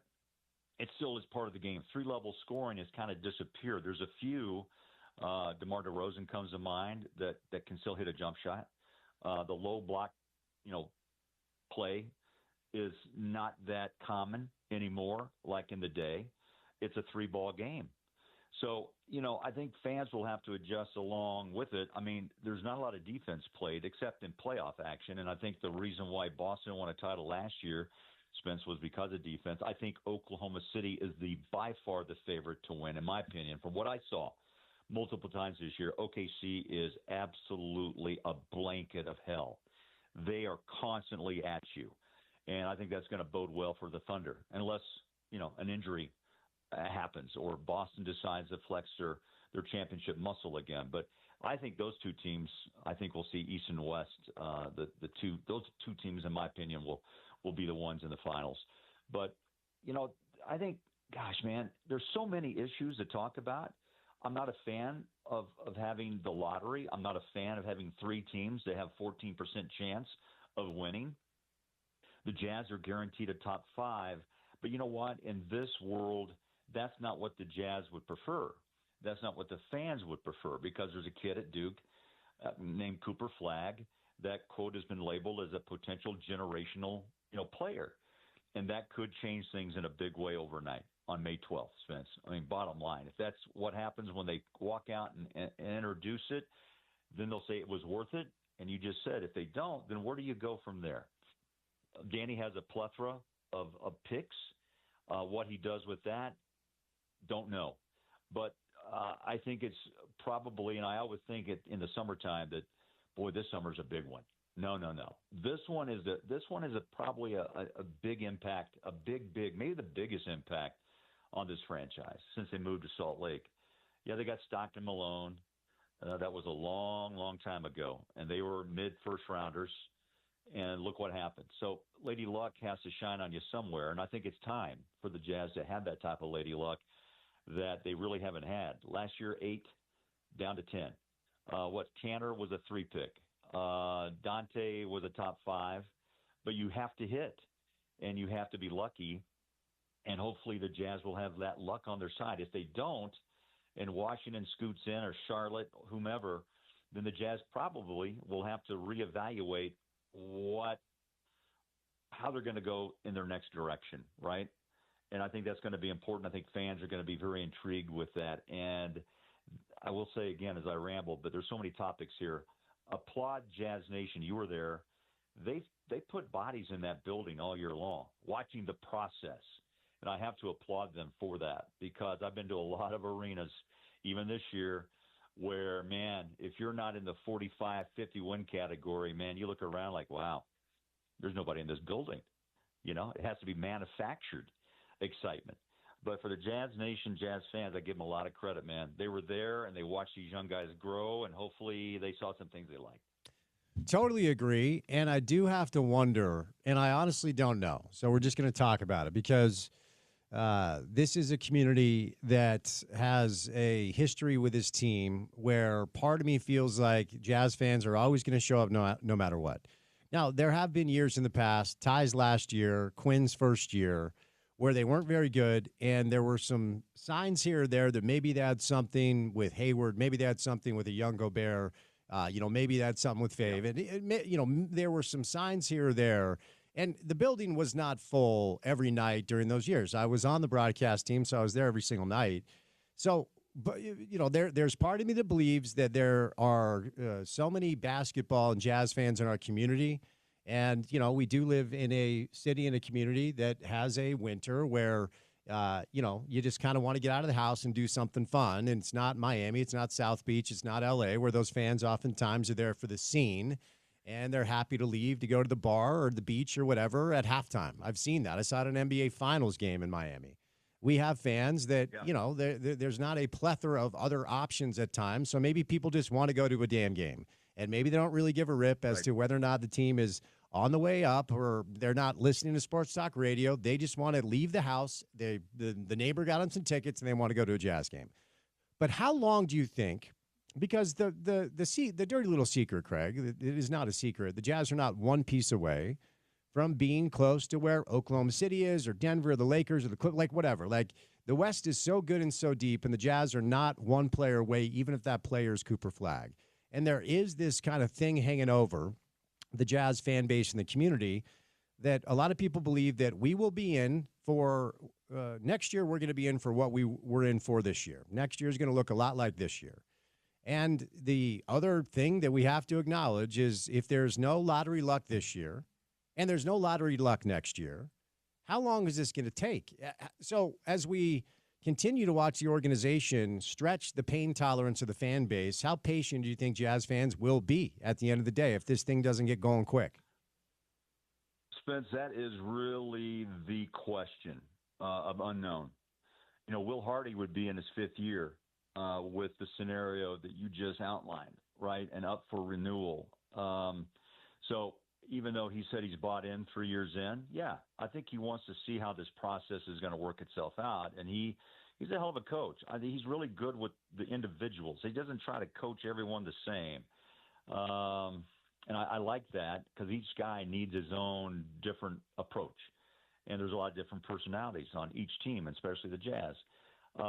But, Spence, that is something that we're going to have to wait and see. Jazz fans, you said it, have always been very supportive. They remember the past and they hope for the future. And sometimes those tickets are sold to Laker fans. Sometimes those tickets are sold to Thunder fans.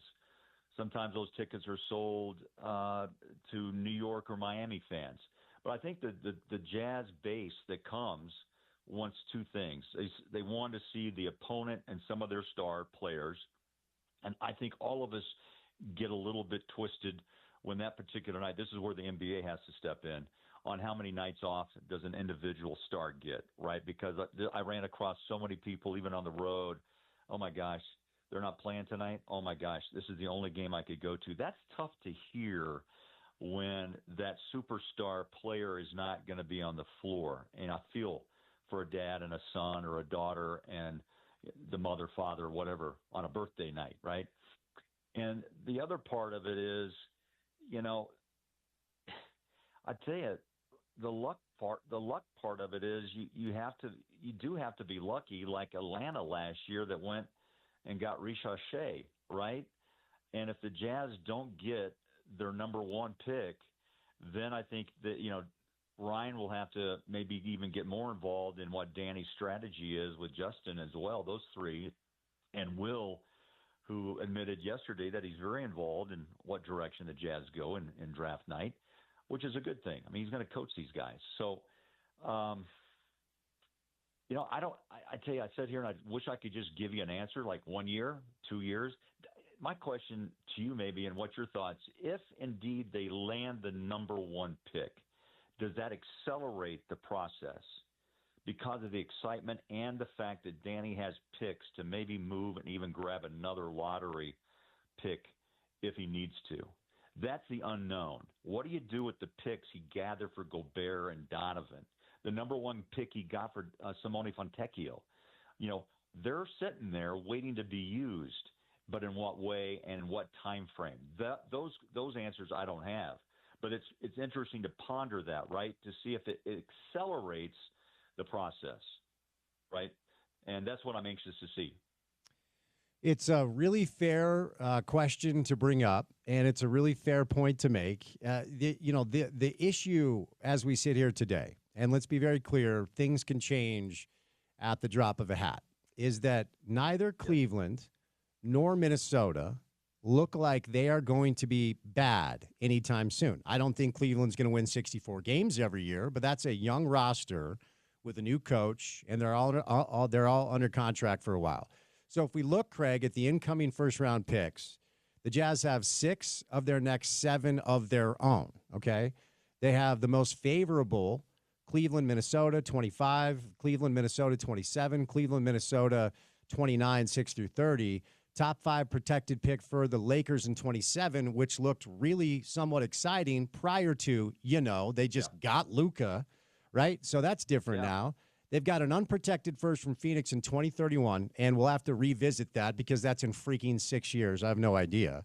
But what they have in their treasure chest right now does not look to be a high, the odds of any of these picks being very high in the lottery are very low as we sit here today because Cleveland and Minnesota are good, and they've got good young players that'll be around for a while. The Lakers have Luka. Again, we'll put the Phoenix one on the shelf. The fact of the matter is, on paper, their best chance to get a high lottery pick continues to be their own pick, okay? So that's the problem, right? So what does that mean about how Danny and Justin approach this construction moving forward? Now, we should also acknowledge that the best player on the planet right now was drafted, 43rd? And he looks like his diet consists of Pringles and PB&Js. So you can find a good player in the second round. And the best players we've had. Yeah, and the best players we've had, John, Carl, Donovan, Rudy, I could keep going. The majority of them have been mid-first, late first, right? And go with Paul Millsap, who was the second round. Sure. Right. And so I'm not saying that because on paper it looks like the chances of them getting a really high pick as of today aren't great unless they decide to keep tanking because their own picks could continue to be really good. That doesn't mean they can't find good players, but if you play the odds, the better players typically are found at the top of the draft. So if they luck into number one with Cooper Flagg, part of me believes that everyone else is on the table, including Lowry. I don't know that. But part of me believes they're going to look at this as, okay, our organizational timeline is the timeline that we have with Cooper, who is a young 18-year-old. And so, therefore, we are actually starting this process with him. And Lowry at the age of 28 doesn't fit the timeline. Walker, even at the age of 25, 26, might not fit the timeline. Like, there's part of me that believes if they get Cooper, they actually go all in on a massive rebuild surrounding him. And the timeline starts with Cooper Flagg at 18. But there is another part of me that looks at what they could be if they don't tank and if they don't rest everybody, and you add Cooper Flagg, another first-round pick, and maybe a couple of vets, and then you say, okay, let's go. Let's actually try to see what we have when we play Lowry as many games as he'll play, or Walker, et cetera. Those are the two avs, Craig, and I honestly don't know which direction they'll take. I don't either. But, it's possible for either. Very, very possible. The second one you just mentioned about the young players and Flip and Walker and Isaiah Collier, that's intriguing with Cooper Flagg. The timelines you mentioned are intriguing as well. Age is always going to win. Father Time is never defeated. And what is the value of any player on this Jazz roster at the moment? And Markkanen, of course, is that highlighted player. Didn't get to see a lot of him this year. Legitimate back injury early, and then basically, the Jazz just said, let's wait and see what happens with a lot of players down the stretch. And, that's $1 million question that every Jazz fan wants to know. And there's only about three guys really that know it. It's got to be Ryan. And he maybe dictates the future. He owns this franchise. And I think with the downtown development and looking at the Olympics coming in 34, how important is that as well to have a base of excitement this time of year with postseason play? Spence, this team, had they played all year long, they probably could have manufactured a play-in, potentially. I don't think that's a stretch of the imagination. But one and done, it doesn't get it done, but it still adds the excitement of the moment as the season progresses and something to look forward to. But how deep does Ryan want to go, and how far does Danny, go as well in Justin's mindset? It may really dictate, Spence, the lottery on May 12th, what direction the Jazz want to go. I think it's huge for this franchise, maybe one of the top two or three moments in franchise history.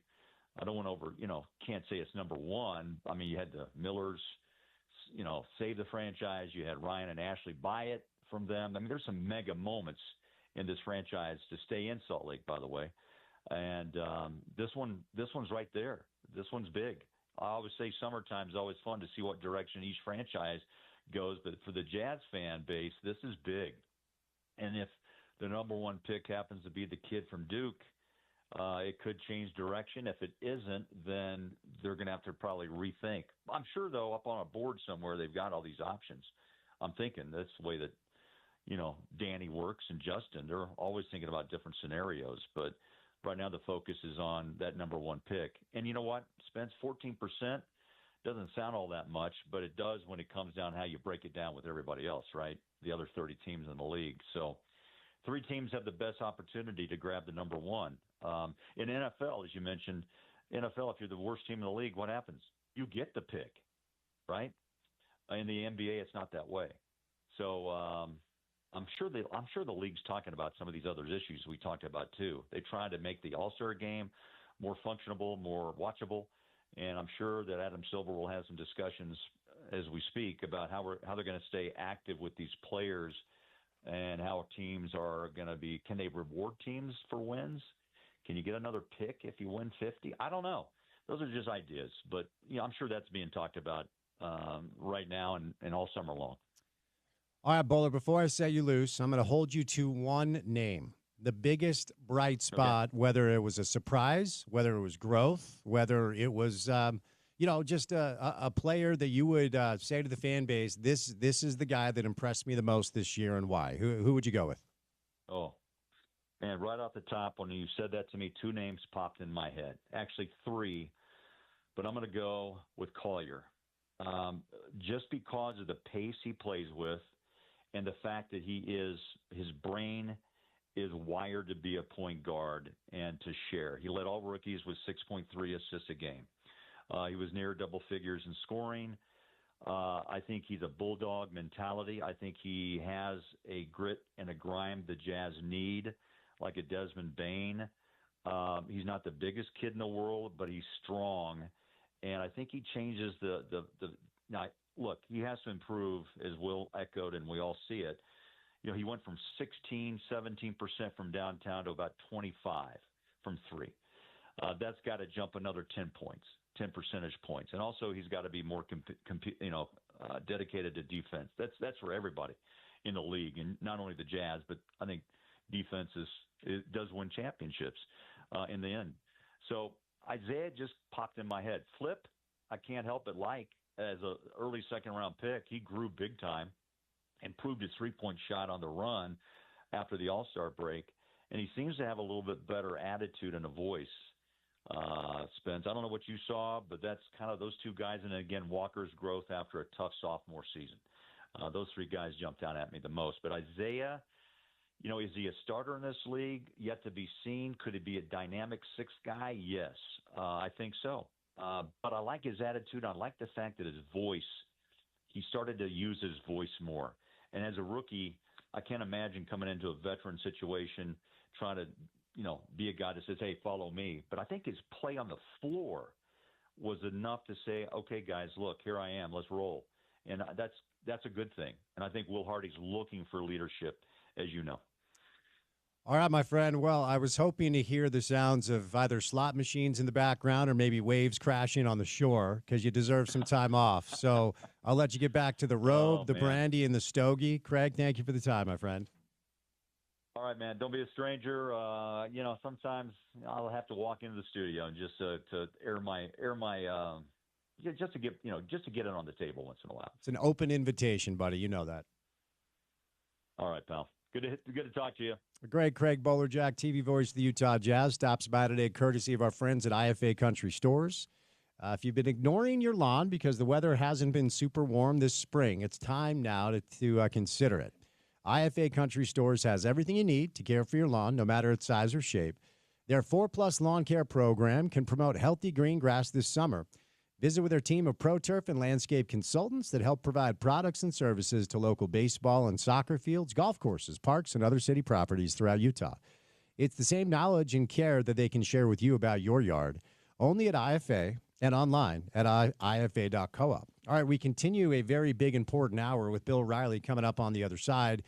But before we catch a break, we welcome in Ryan from the Dish Pros, where you can save a lot of money on a lot of things if you dial 801-424-DISH. We'll catch a break. Bill joins us coming up next on ESPN 700.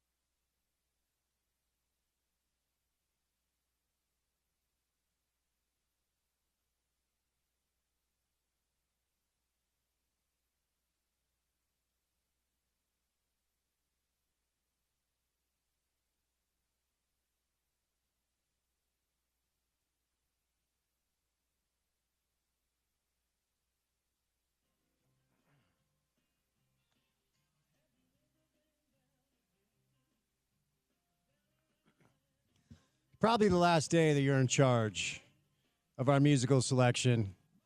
But there's a method to your madness here. Vince Gill is the artist, and Bill Riley is our guest. So what's the reasoning here? I'm going to let you explain it. What's going on? I guess not much of a hipster country thing like you were saying. No, Vince Gill, Bill Riley, loose doppelgangers. Oh. There's some certain pictures of Vince Gill you can find, and it looks like Bill Riley belting out a country tune. It's awesome. I have a feeling that our next guest is going to take umbrage with that. Bill Riley joins the program. Have you ever heard, Riles, that you look like Vince Gill? Hello, Bill. People stop me, Spence. Gotcha. Go ahead. I've had people stop me in airports and places saying I look like Vince Gill. Oh. Porter Larson is on it today. Okay. Well, we're continuing, Riles, a very important hour on the program because last segment we had Craig Bolerjack, who has won the Utah Sports Broadcaster of the Year 3 times, and you, Bill, have won Utah Sports Broadcaster of the Year 3 times. Have you guys been able to get together with the Robes and the Brandy and the Stokes to celebrate yet? We were going to come in studio and wear our Hugh Hefner smoking jackets, and if Steve Johnson would let us, maybe fire up a stogie, have a brandy snifter, one of those type things. I'm going to go out on a limb and say Steve probably wouldn't be thrilled if we were just smoking cigars in the studio, but your point stands. My follow-up question is, have you guys cultivated the handshake like they have at SNL for the Five Timers Club where you just go 1, 2, 3, you're great. Have you and Bowler done that yet?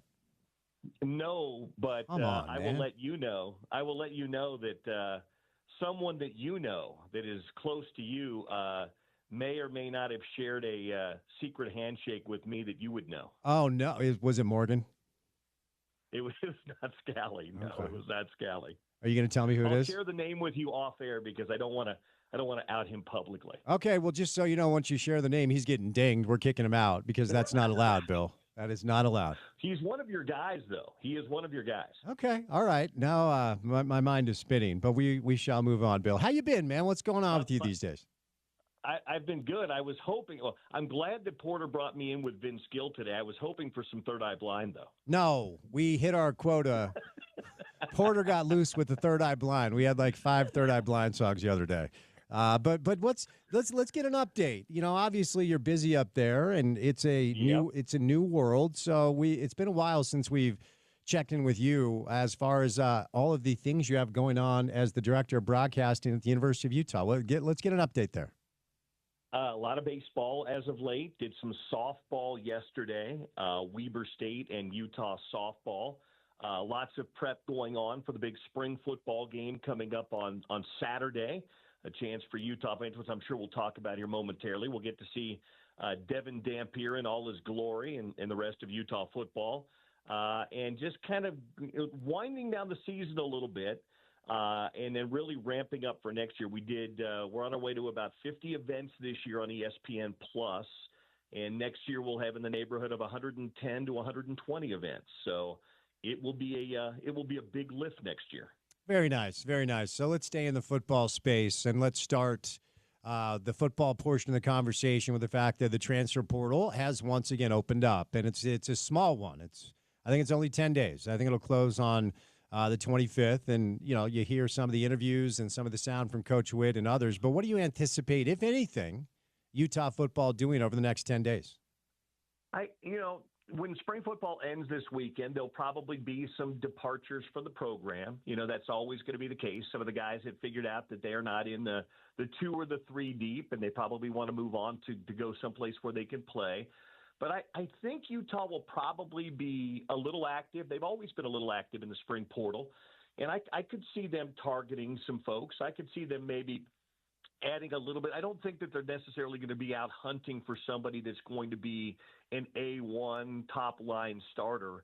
But I could see them probably looking to add a little bit of depth on both sides of the ball. I'm not sure where it would be yet. Got to talk to Jason Beck and Morgan Scally after football kind of wraps up in the spring. But I would anticipate, as they've been the last couple of years, I could see Utah probably going out and doing a little shopping and probably adding some depth on both offense and defense.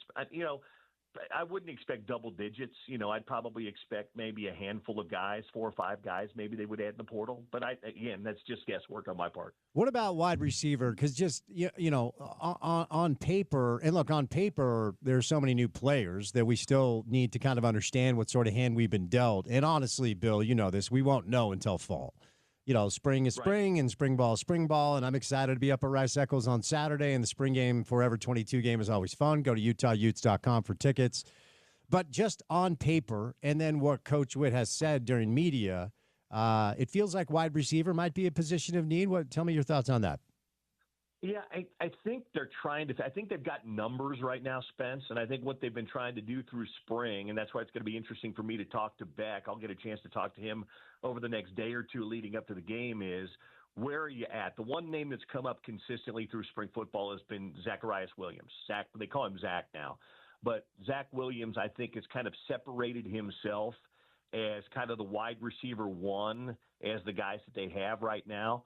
But they've got a bunch of other guys, Zipperer, who's been in the program, Otto Tia, who's new to the program, the Ryan Davis kid who came from New Mexico with Jason Beck, who's been in the pro. There's some guys that have been there, but I think that they're trying to figure out what the hierarchy is. So it's going to be really interesting for me to be able to talk to Jason Beck and see what he's seen over spring football. But to your point, because there haven't been a lot of names that have really jumped out, it wouldn't surprise me if maybe wide receiver was an area they look. Now, here's your problem at wide receiver. Your problem at wide receiver is the elite guys are probably on teams, and if an elite guy comes out, then you're going to, it's going to be a bidding war for somebody like that. So I think that they would look to add somebody who's probably got a little bit of a resume already, that's probably played and produced some places. But I think wide receiver might be an area that they could look. But I'll find out a little bit more after I am able to talk to Jason Beck.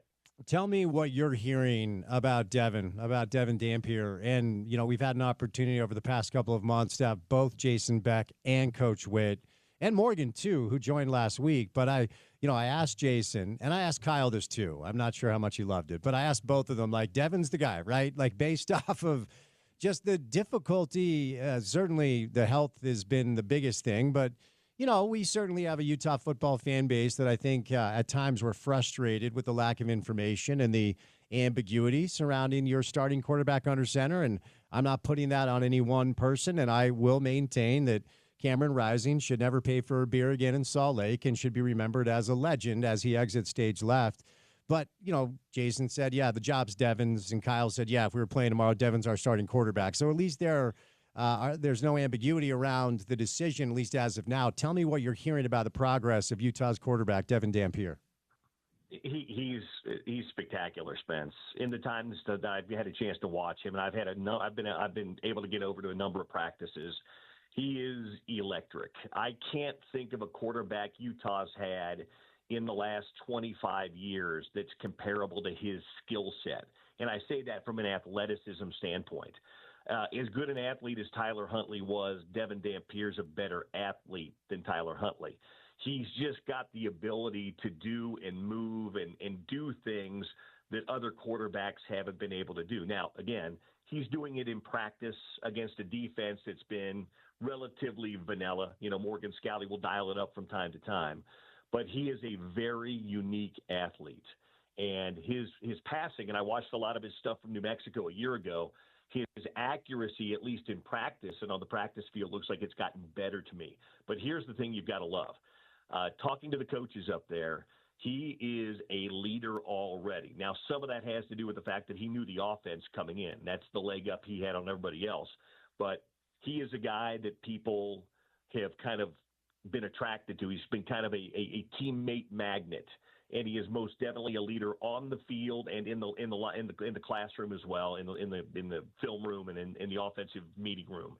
So I've not heard one thing on or off the field that is in any way, shape, or form negative about Devin Dampier. He has been really impressive this spring with his new teammates. When it comes to just the dynamic, Bill, of spring football, what over the years, since you've been doing this for as long as you have, because you're really old, what are some of the things that are real that you would say to the fan base? Because for me, it's always just been an excuse for those of us that are in this space to do this for hours every day, to actually talk college football in the spring, and for college football fans that are chomping at the bit always because they're crazy people and addicts, a reminder that it is coming back. But what are real things that the coaching staff is trying to implement that we can actually learn from spring ball? Well, I think it's athleticism more than anything else, and football moves. It's not that somebody breaks a 50-yard touchdown in practice. It's how they break the 50-yard touchdown. A guy like Wayshawn Parker, who's able to – he looks the part of running back one. They've got 4 really good running backs on the team right now, but Parker – looks different than the other 3. Maybe that's because he had a really good freshman year at Washington State. But I think when you see guys out there, athleticism and the freakishness that some of these guys possess, that's what flashes for you. It's not the fact that they score a touchdown or they do well against the 1s or the 2s. It's when you see a guy come out of a break and he leaves the defensive back in the dust, or you see a defensive back make a break on a ball and make a really nice play against the first-team offense. To me, I don't look at the overall results because, again, those can come and go in spring football.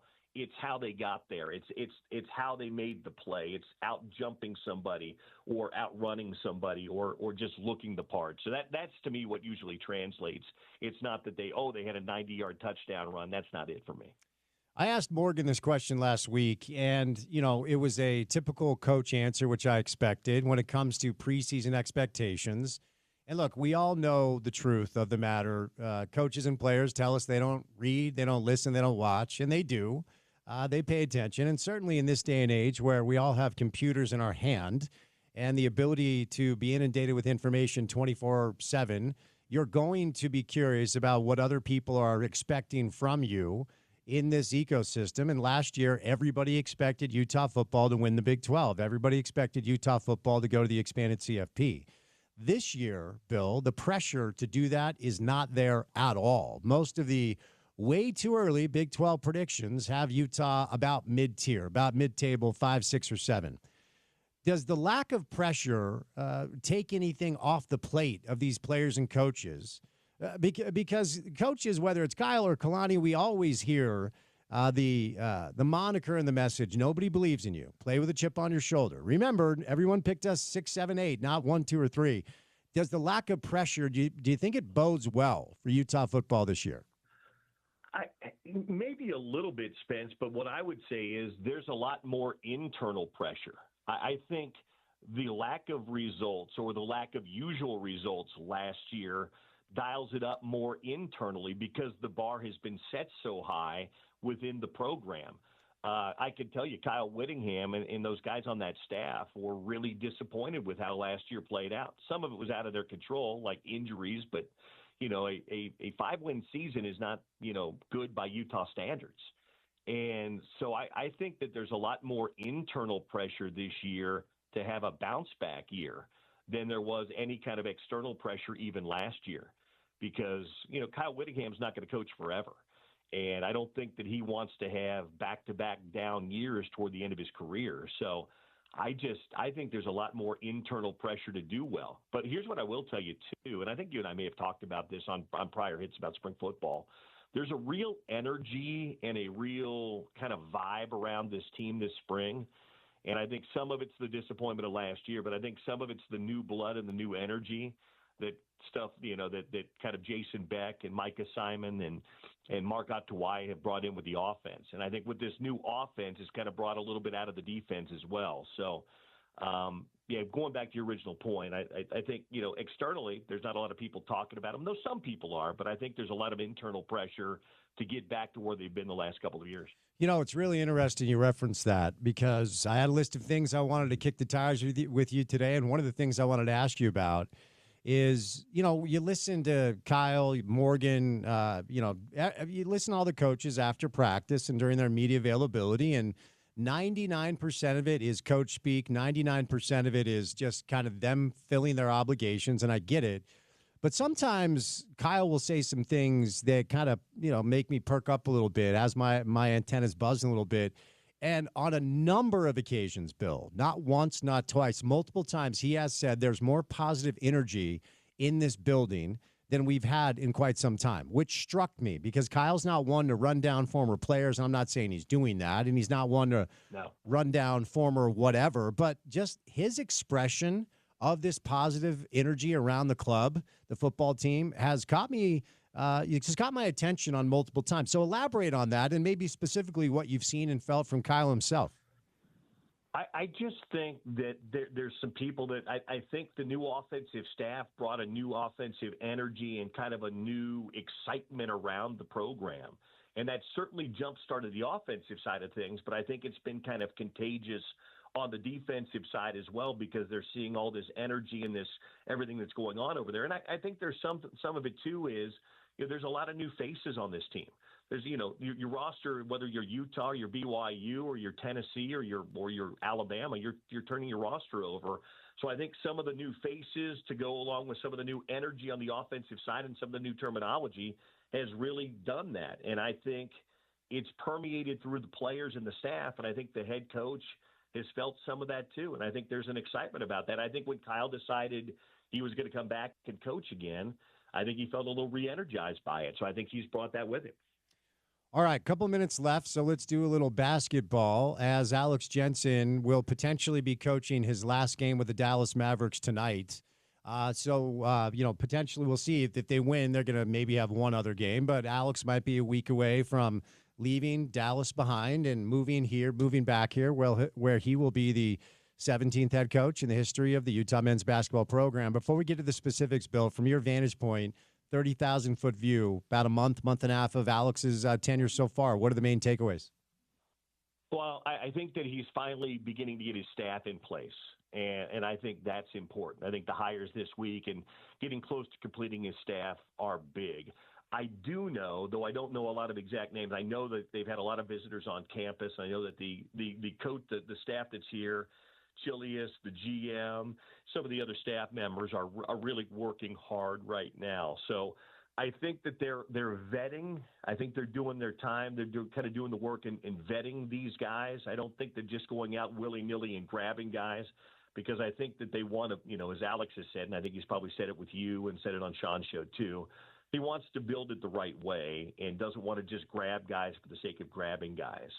Because I think we've seen how that's worked in some other places and it doesn't necessarily work. So I think that I think he's had a plan. I think a lot of people have maybe not necessarily felt it because he's not here full time, but the sense I've gotten is he's working a lot behind the scenes and he's got the staff in place that's working too.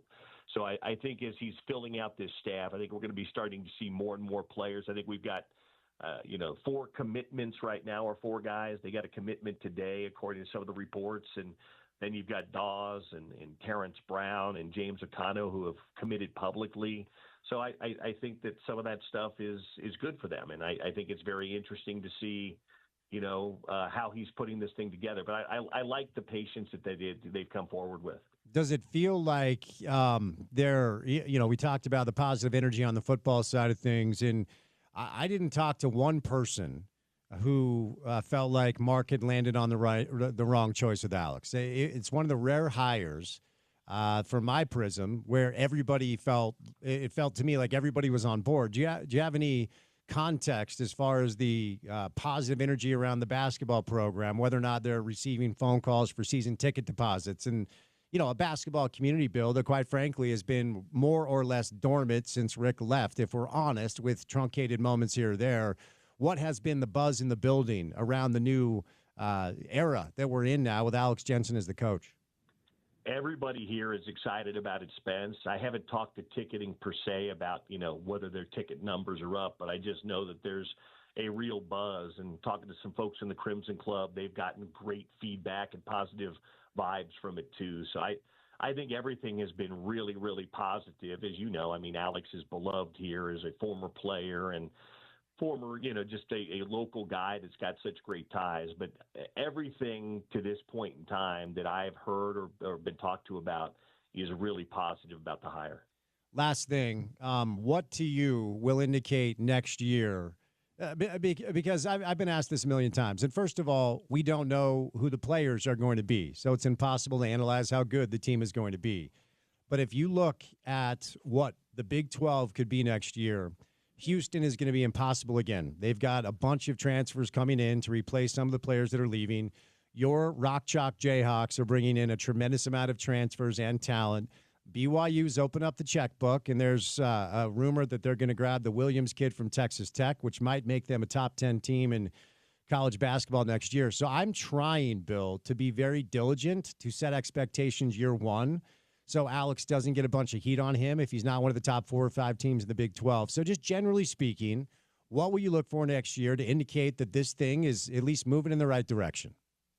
Well, I think it's being competitive in the Big 12 and winning games on the road and being in contention for, being in the top half of the league. Because if you're in the top half of the league, you're then in contention for an NCAA tournament berth. So it'll be interesting to see, once the roster's put together, how that looks. But I think that's progress. I think being in the top half of one of the best leagues in the country and also being talked about, when Joe Lenardi's putting bracketology and stuff together, that's important too, because I think that's the standard that, Mark Harlan and Taylor Randall set. They want to be an NCAA tournament team. So I think competing for an NCAA tournament berth and being in that conversation, that's progress. Wednesday, June 25th, the NBA draft will take place, and a little birdie tells me that we might see the triumphant return of the former program director and longtime host over here at ESPN 700 to do a little radio. Can you corroborate those reports, Bill? It sounds like I was extended an invitation on the air while I was listening to Third Eye Blind and you and Porter talking the other day. A chance to be in studio with you and Gordy to talk about the draft. I mean, maybe a full 6 hours, maybe we do just 6-7 hours, go into the wee hours of the morning. It sounds like something that would excite me. Love to see it. Love to hear it. We'll look forward to catching up with you, Bill. Thanks for your time today, and have a great week, okay? See you Saturday, Spence. Bill Riley, voice of the Utes. Saturday is the spring game, Forever 22 game. Go to UtahUtes.com for tickets. We've got some good NBA basketball tonight. We'll get to the 5 o'clock hour of the program. Coming up in just a little bit, there's some breaking news out of the world of college football we'll get to. But before we catch a break, we welcome in Ryan from the Dish Professionals. Here's the deal. You can save a lot of money on a lot of different things. If you like saving money, you should dial 801-424-DISH. What's going on, Ryan? Definitely. Call us up today. Take advantage of the offer. Yeah, this 2-year offer with Dish. Guys, it's cheaper than YouTube TV, and it's going to be a lot cheaper because we're going to see the price increases drop in right and left between cable, DirecTV, YouTube TV. Listen, it's the biggest DVR out there. It auto-hops commercials, auto-records your favorite games for you, plus with Dish, it'll auto-record the locals, and when it auto-hops the commercials, it's the simplest, neatest thing in the world, and no other provider offers it. Call us up, take advantage of that. We'll have you installed for free. I'll throw in dinner at JCW's, get you that 2-year offer with a price guarantee. Plus, we'll also check to see if you got any pre-qual offers from Dish, because if you have, we'll attach those. That could be an additional $300-$500 gift card, and we're about 60% of the time we're able to find those. But you got to call. Find out if you get the best deal out there. Call us today, 424-DISH, 801-424-DISH. Hours down. 3 hours down, 1 hour to go on this Wednesday afternoon. The 5 o'clock hour of the program comes your way next, right here on The Drive with Spence Checketts on ESPN 700, 92.1 FM. We are proud to be part of Utah's ESPN radio network.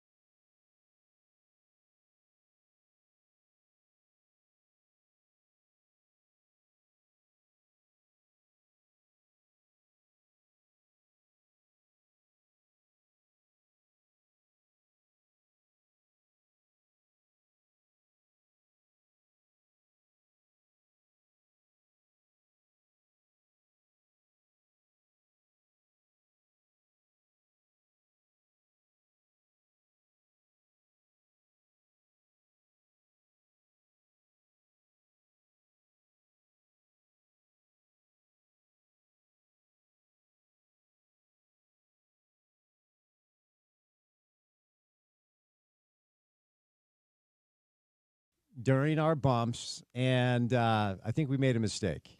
You may have made a mistake. Well, that's up to you. It is. That's subjective. It's on me. Who's this? Who are we entering the 5 o'clock hour with? Oh, just the late Luke Bell, which you are disgracing the name of now. That's okay, though. Well, I can't disgrace a name that I've never heard before. Who is Luke Bell? Again, yeah, lesser known. But really, really good album that he released right before he passed away super young. So, well, that's sad. Sorry. Is this the song that a listener selected that you decided to send golfing? No, we got one more for that. All right, okay. No, this one was you wanted something that wasn't like sad. So. Well, yeah, every song you played before was a guy whose girl left him, and so he's drowning himself in whiskey. It was a little sad. Yeah. Yep. But we move on. It's okay. It's not for everybody. So before we say goodnight, in about an hour, you will play the song that a listener selected that you picked to send golfing. Yes. All right, fair enough. 5 o'clock hour of the program You're gonna today. hate it, too. Oh, I'm sure I will. I mean, so far you're 0 for 10. But you know what? Different strokes, different folks. It's all good. I'm trying to embrace country music more than I have my entire life. 5 o'clock hour of the show today is brought to you by our friends at Advanced Window Products. Here's the deal. You can get $2,500 off when you purchase 10 windows or more. Advanced Window Products is a local Salt Lake company operated by Nate Orchard, our guy who is the mayor of Sac Lake City and, of course, spent about 8 years in the NFL. Business partner Jake Weber. They're just the best people. So bottom line, call Advanced Window Products at 801-850-9100 or visit advancedwindows.com. Don't miss out on $2,500 off when you buy 10 windows or more. So call the mayor of Sac Lake City today at 801-850-9100. That's 801-850-9100. Advanced Window Products, building, installing, and guaranteeing the best windows in Utah. All right, so NBA basketball last night, NBA basketball tonight. The play-in tournament continues. We saw a really fun game last night as the Golden State Warriors were able to take care of the Memphis Grizzlies, but it was not easy. 121-116. It combined 75 points from Jimmy Butler and Stephen Curry.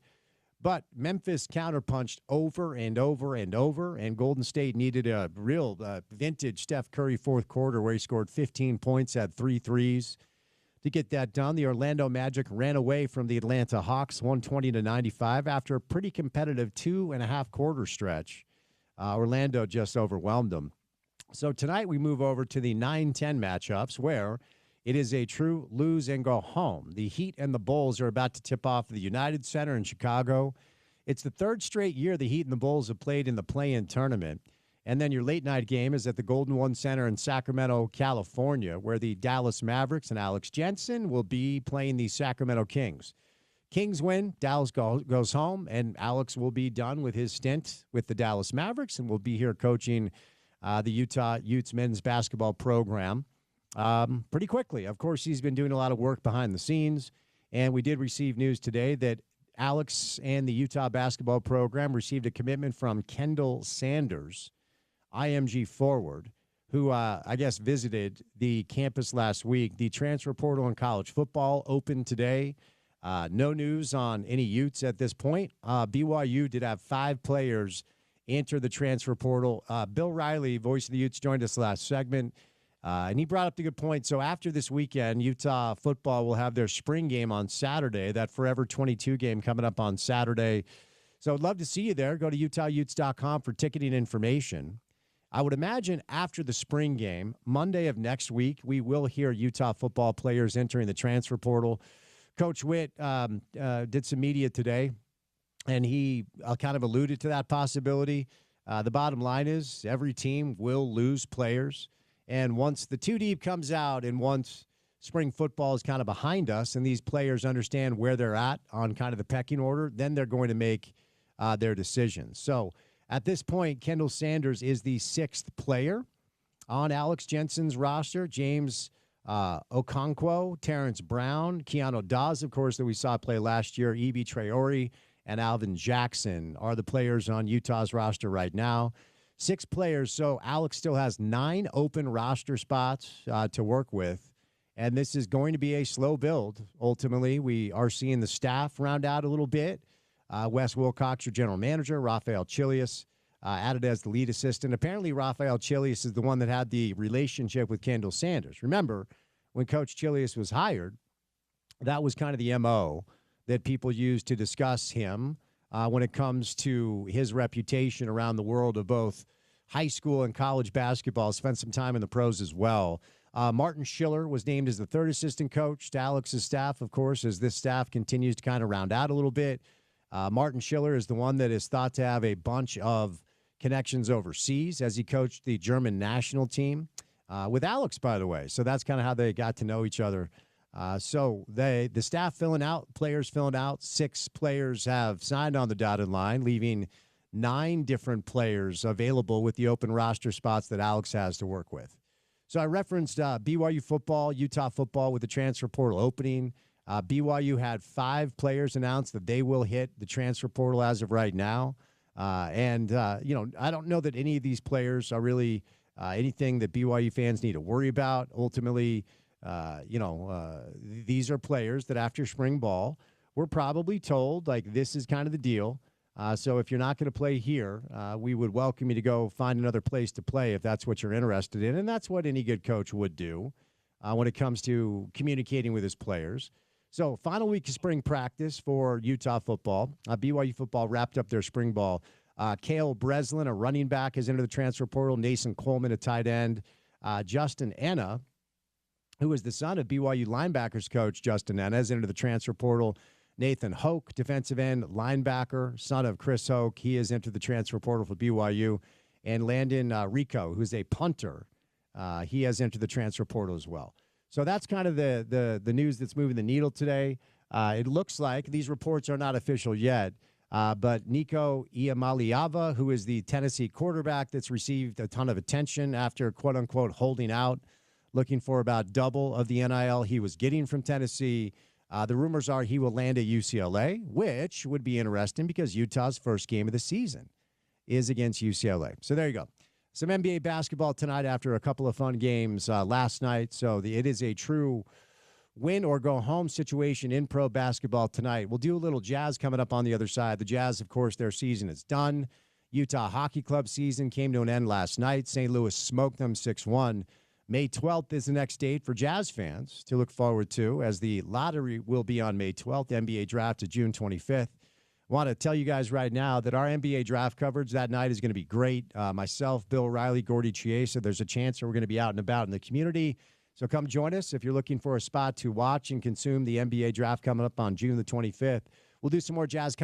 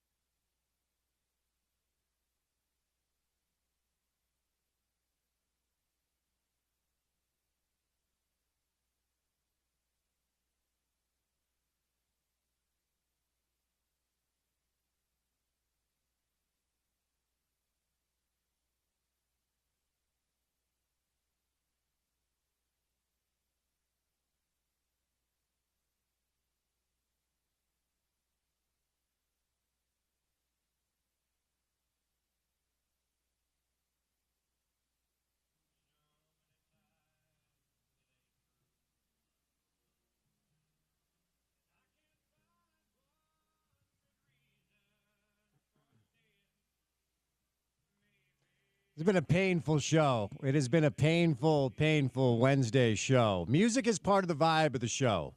The Drive with Spence Checketts, Monday through Friday, live 2 to 6, no exceptions. Music is a big part of the vibe. Why are they all so sad, man? Now, look, expressing your feelings and your sadness through artistic expressions is a healthy endeavor. I'm not saying it's not, but okay, I guess I buried the lead. Who are you playing to end the show here? That's a little rose-colored glasses by John Conley. That was our guy Phil, the texter, wanted that one. Now, I love the song. You're not wrong. There's some sad overtones there, but a little Utes angle, spring football, rose-colored glasses. Oh, also okay. That's ultimately why I chose it, because I think it is a good time of the year for some rose-colored glasses. Your quarterback's the best in the country. You got running backs all over the place. The defense is flying around, and the pads are popping. It's spring ball. Rose-colored glasses. Did you say your quarterback is the best quarterback in the country? Everyone's is in spring. That's kind of what I was getting at. Oh, yeah, spring is time for hope. He can really spin it, man. Yeah, I mean, that's why some of the superlatives and some of the, just the spring football takeaways on social, like Nate Johnson's fast. Oh, really? We do know that one. Man, Nate Johnson can really run. Okay. As I said with Bill earlier, and I've told you before, spring football is an excuse for people like us to talk ball, because you know me, I love ball. I'm all about ball. I just want dudes who love ball. I'm all about the dudes who love ball. You know what I want? What do you want? I want all 22 film of spring football. Stop it. Let's get weird. No, look, it's a great excuse to talk football. There just are very few times where anything that happens in the spring turns out to manifest itself as very important when it comes to the fall. Now, transfer portal is open right now. I misspoke earlier, by the way. Utah football throughout the spring window has had players into the transfer portal. Wyatt Becker, quarterback, Sammy Hunter, Komari Shemwell, both cornerbacks, have entered the transfer portal. None of those players really germane to what's going to happen in the fall. What, are you hearing anything up there about what could come our way? Because Bill makes a good point. Like BYU football, they wrap up their spring session, and after it was announced that they were done with spring ball, they lost 5 players immediately into the portal. Now, none of the players that BYU has lost to the portal were expected to play big minutes, hence the reason why they're looking for another place to play. But come Monday, after spring football is behind us for Utah, what are you expecting to hear? Yeah, I like Bill kind of alluded to, there's going to be a name or two on that list that you will see enter the transfer portal. And, this is something that shouldn't surprise anybody. Number one, this is just the reality of college football. There are going to be transfers post-spring, pre-fall camp, regardless of the NIL situation, regardless of what's going on with your team, behind the scenes, team vibes, doesn't matter. You're going to have transfers between the spring, between the fall, no matter what, every year. Before the NIL situation was a reality, that was true. But I will say that Kyle and this team, much like we've talked about, they have leaned into the professional model. They've leaned into obviously they got a general manager up there now working the contracts and working the NIL stuff. And there are players that are going to not be getting what they think they are worth, or vice versa. There are going to be spots on the roster that don't have the money allotted to them that some of those players think that they deserve. So you're going to see players enter the transfer portal. From what I understand, everything is kind of already understood in that regard. Players know their places. Kyle's gone to folks and kind of given them the lowdown on that. And you're not going to see it publicly, right? Like you did with Tennessee. You're not going to see drama come out of it, if you ask me, but you will see a few names that enter that transfer portal. I don't think any that are of much consequence. Will any of the players threatening to leave for the transfer portal have to have a come to Kyle moment? That was one of my favorite things you said all of last year. It ruled.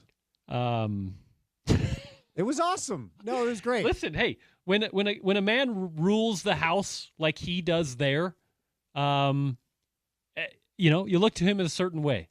if you're involved in that program. I forgot to tell you this. So last week when I was at the Utah Sports Hall of Fame dinner where my high school coach is being inducted since, I played for him, and that was like enough for them to get it over the top. Of course. That's not real.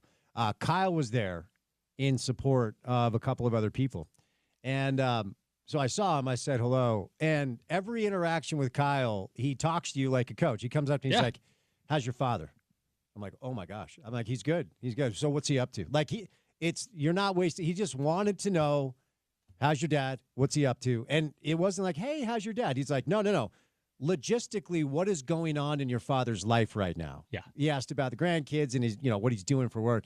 But, it's a 15-second interaction. That's when he also said, hey, anytime you need me on the show, let me know. I'll come on. So I told him weekly hit from here on out. But it was just very pragmatic. It was very matter of fact. He just wanted to know the details. Then he had to move on and go to dinner. A little peek behind the window with Kyle. He has like what's it called when a musician has like the clicking talk in their head, the clicking clock, right? He's got like a metronome going where we've done this with coaches shows and whatnot. You can tell Kyle exactly how long the commercial break is, and he will be sitting down for the coaches show that second. Like in his brain, he knows this is a minute there.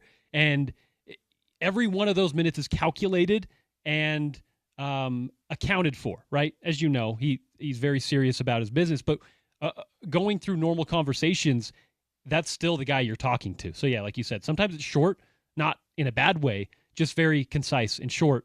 And coach speak, if you will. I once mentioned to Kyle that I play a lot of tennis, and now when we talk, he's asking me about my tennis. He's like wondering how my tennis game is. You just can't turn it off with that guy. Gotta love it. All right, time to say goodnight. Get out of here. Watch a little NBA basketball last night, man. Last night was so fun. That Warriors-Grizzlies game, man, when the best players in the world give a rip, basketball is still awesome. So, little NBA hoops tonight, Porter. Let's get out of here. What comes our way on a Thursday edition of the show? On a Thursday edition of the program, it's going to be a lot of reaction to the NBA play-in and look ahead to the NBA playoffs. Dave McMiniman stops by for our NBA Daily Assist. Richard Smitty Smith in studio for an entire hour. We'll catch up with RSL's gaffer, Pablo Mastro. A little sports court action, and we'll go from there on a Thursday. All right, there you go. That'll be a good Thursday show. We will say goodnight and a very special thank you to today's guests, Sandy Larson, Neil Smith, Craig Bowlerjack, and Bill Riley. Some good stuff on the show today. If you missed any of it, good news. It's all online for your digital consumption. Our website is ESPN700sports.com. I would recommend downloading our mobile app and taking us on the go. It's how I listen to our station every single day. And then for what we do in our space, specifically 4 hours every afternoon, check out our podcast page. It's called The Drive with Spence Checketts, and that's available wherever you get your shows. So subscribe, rate, review, say nice things in the comments. Give us all the stars. It really does help. For Porter, I'm Spence saying goodnight. Better music on the program tomorrow. Enjoy your Wednesday. Talk to you tomorrow right here on ESPN 700, 92.1 FM. We are proud to be part of Utah's ESPN.